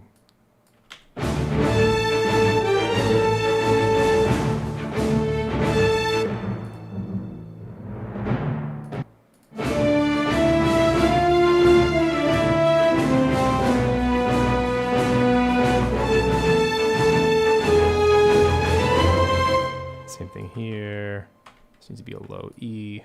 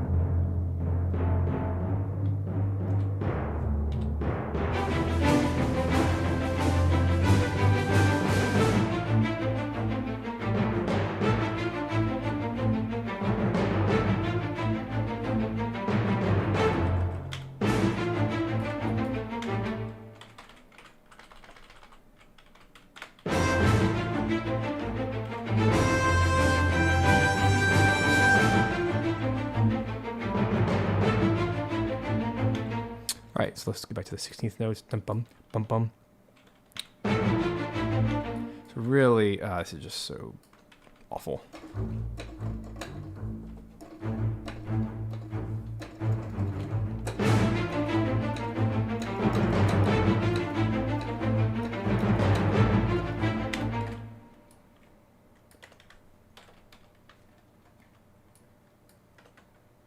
All right, let's put that in.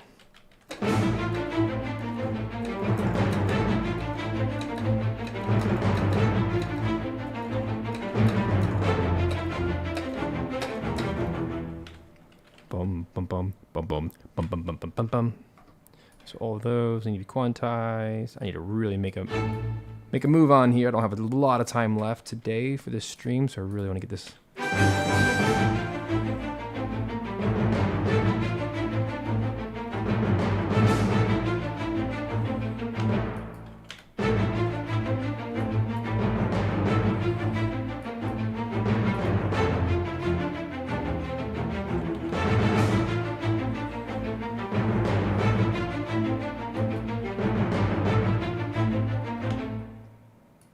Just replace this one.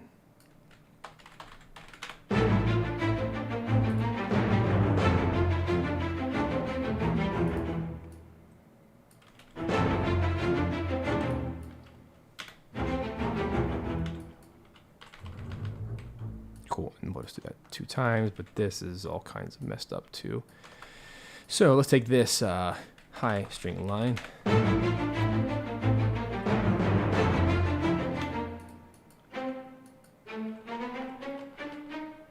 So this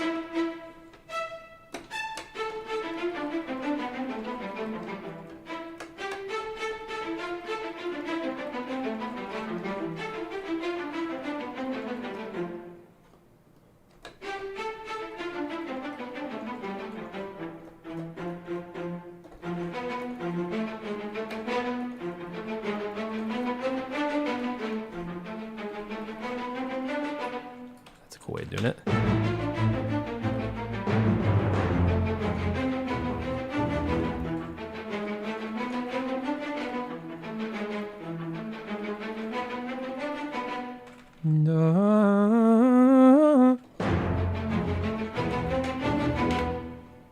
All right, looks like this.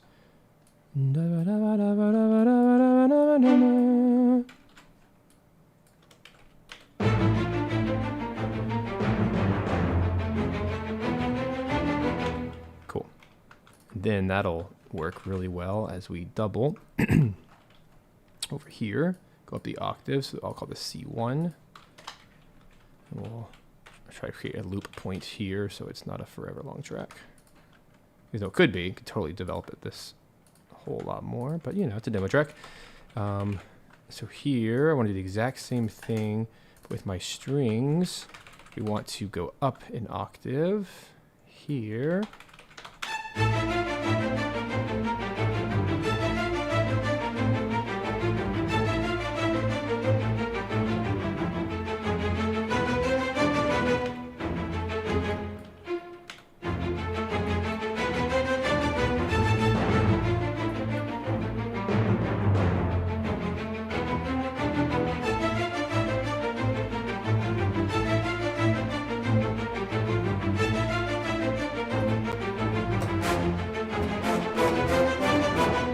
I'll just have to do for today. That'll be my loop.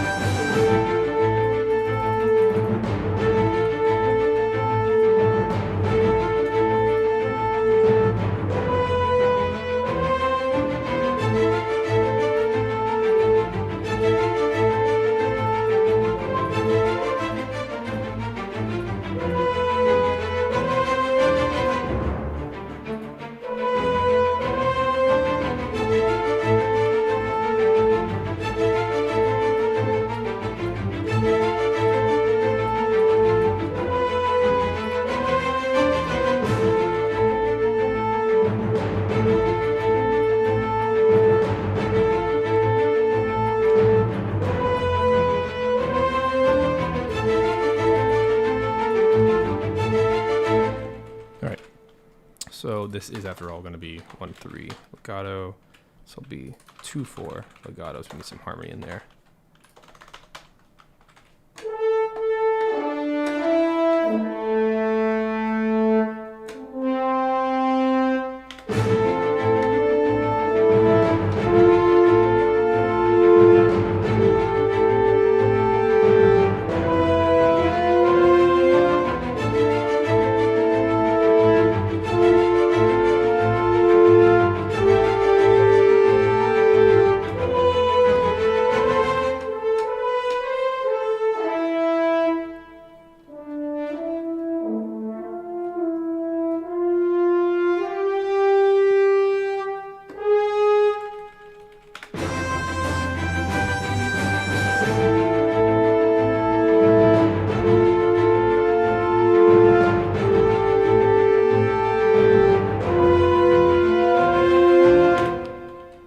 What I can do.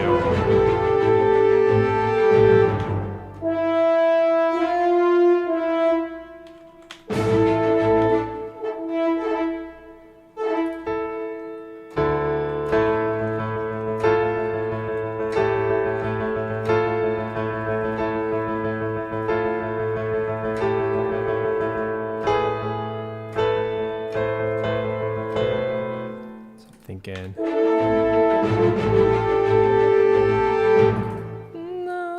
Keep that tension.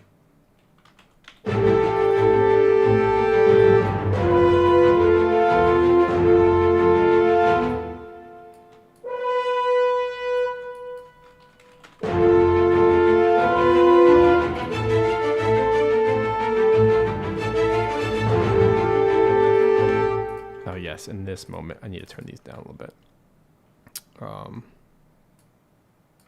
Probably like that much. To me, this is a track volume situation where I just need to go here. It was too loud.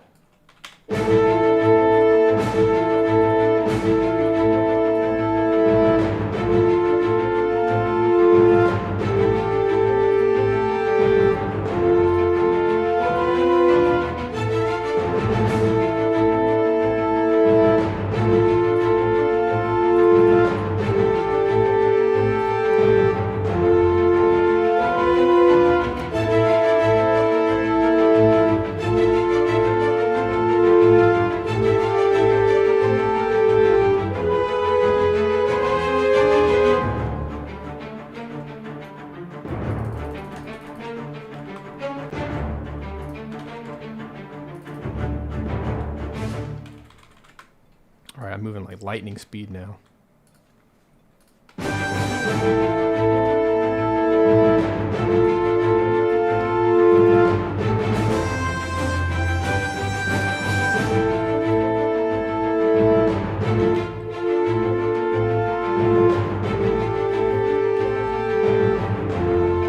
I think I'm just gonna stick with low brass, like sustains.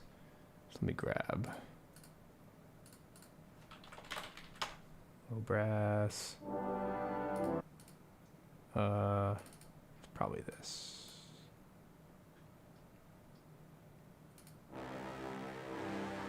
So in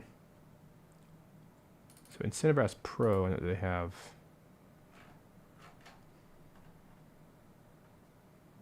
I think the patch is gone. Stinks.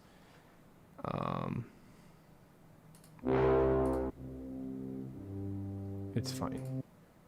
Let's do tuba. Let's do. Where my trombones at? Trombone. Sustain. I don't think they have bass trombone, but I need someone who has bass trombone. Someone has it. Let's do. Oh, there it is. Chimbasso. We'll do that instead. So we'll get rid of the tuba, and we'll do tuba plus bass trombone ensemble. There it is. All right, that should do the trick.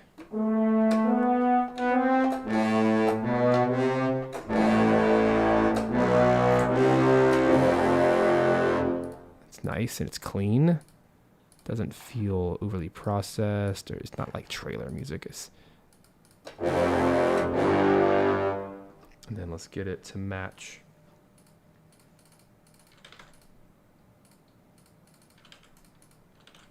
All right, here we go.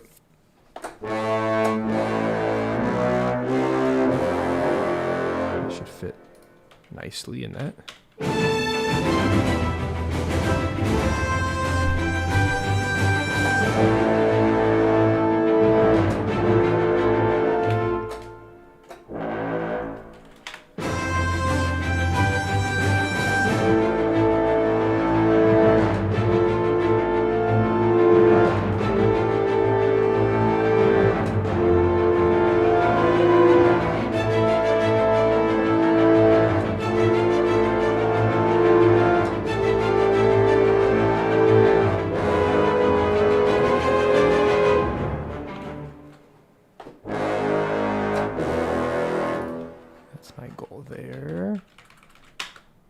So chord-wise, E over G sharp, then E. This entire thing's A minor.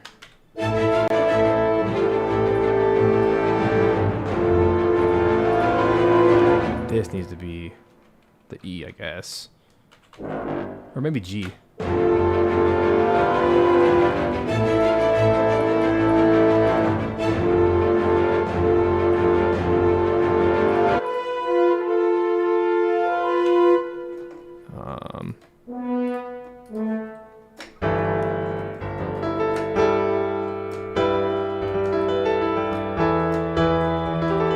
That's pretty cool. That's E minor over G. Just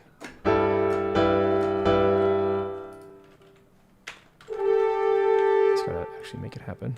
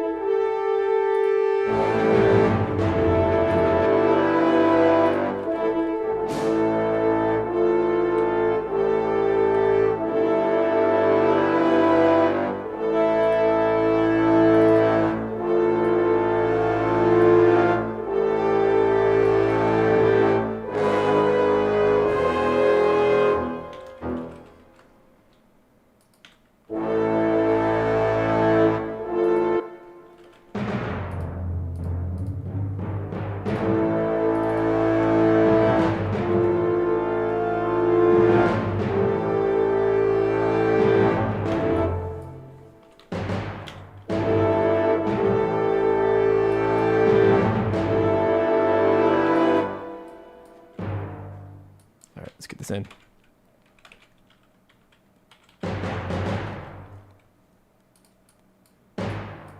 I'm working as fast as I can.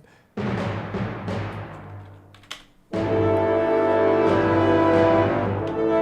do that again.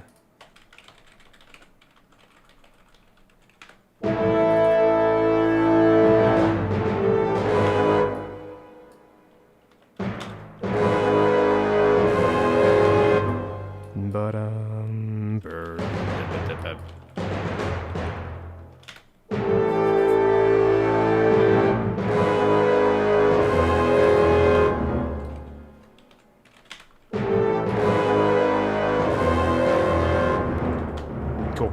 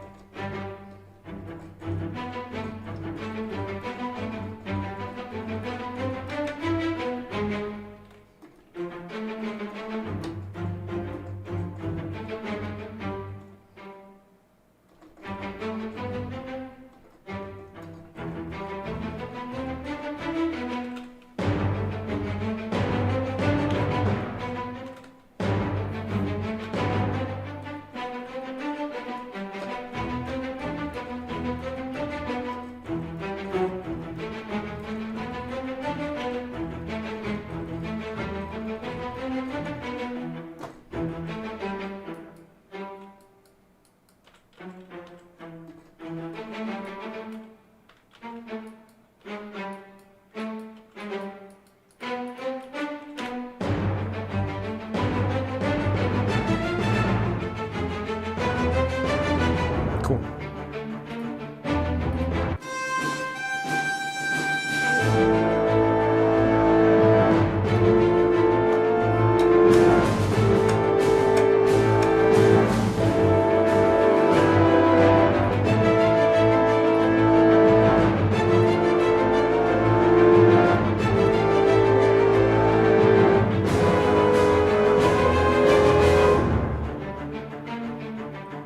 There it is.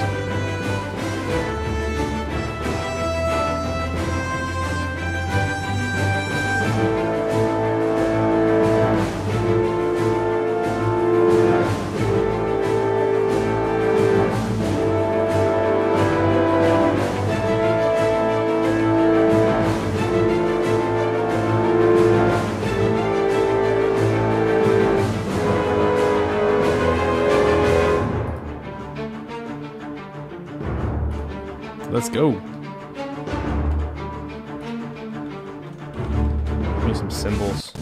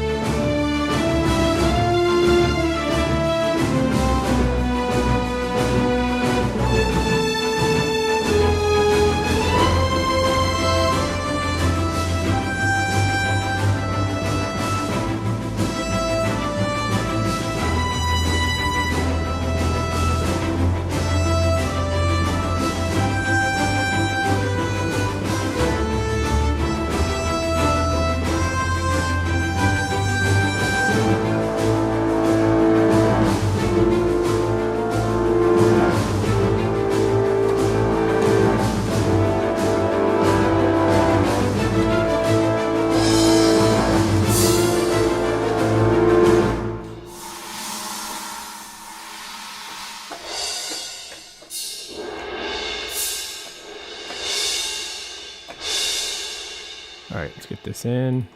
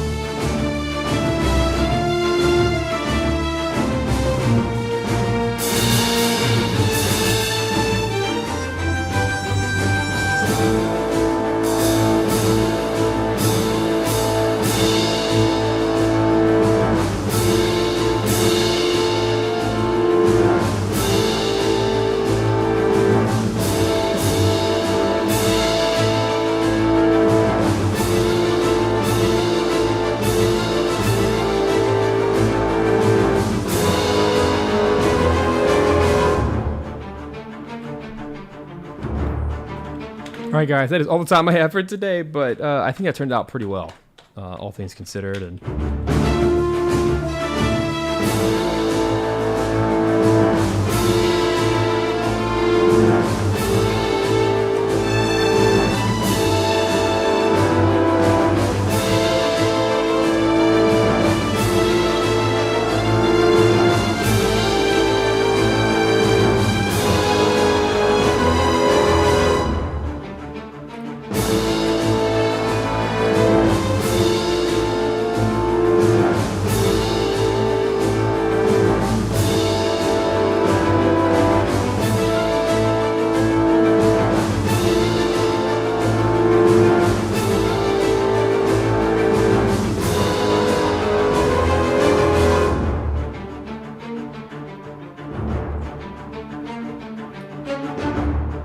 turn these up slightly.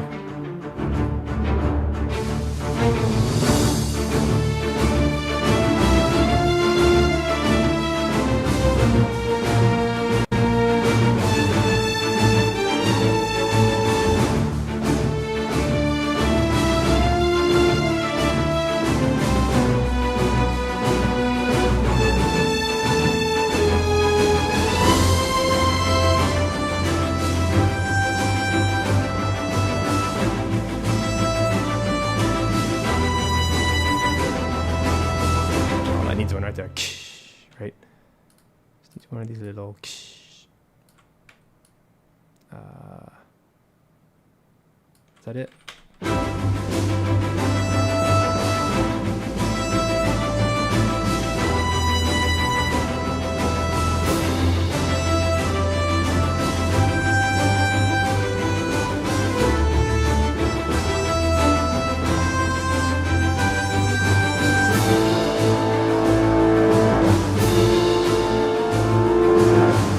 I guess I never ended up doing anything synth-wise, but I'm really happy with how it is. Each instrument kind of speaks for itself. It feels very sci-fi, you know, orchestral.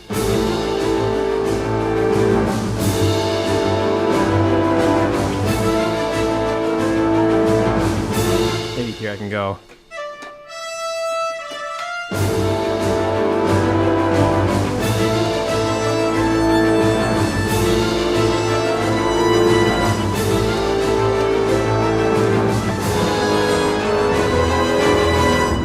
I kind of like just having that solo trumpet moment.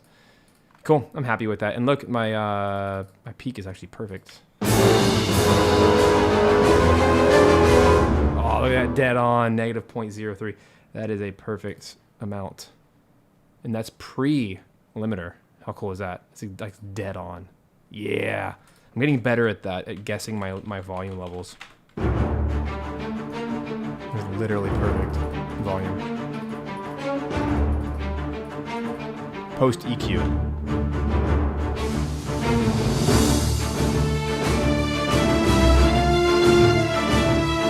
All right, let's do a quick little showcase, and we'll get out of here because I gotta go.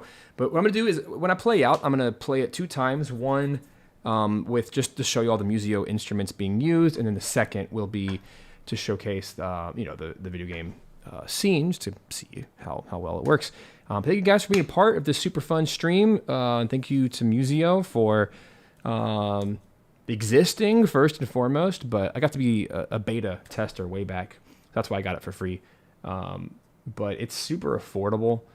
And you guys, I think there's a lot to play around with here. And I only scratched the surface. But from an orchestral perspective, oh my gosh, there's some really good stuff here. So if you haven't tried it yet, go to the description. Go to the link in the description below, and you can go grab that 30-day free trial. Again, if you subscribe to the monthly subscription or annual from there, I think it's $10 a month. It's so cheap. I think from there, I will actually get a small kickback here to support the channel. So thank you so much for all that you guys do and just showing up each week and enjoying. I always enjoy doing this with you guys. So here we go. Here's the final track. I'll play it 2 times. One time with the Musio instruments just to kind of show what happened today. And then the second, and I can actually delete my horns short. I never ended up using those. There we go. And I think everything looks good to go. I'm going to just delete all the stuff that's unused in my session. And then we're going to be good to go. So thanks again. See you guys later. Go try it out, and I'd love to hear what you guys think. Here we go. This is my track for Stormgate.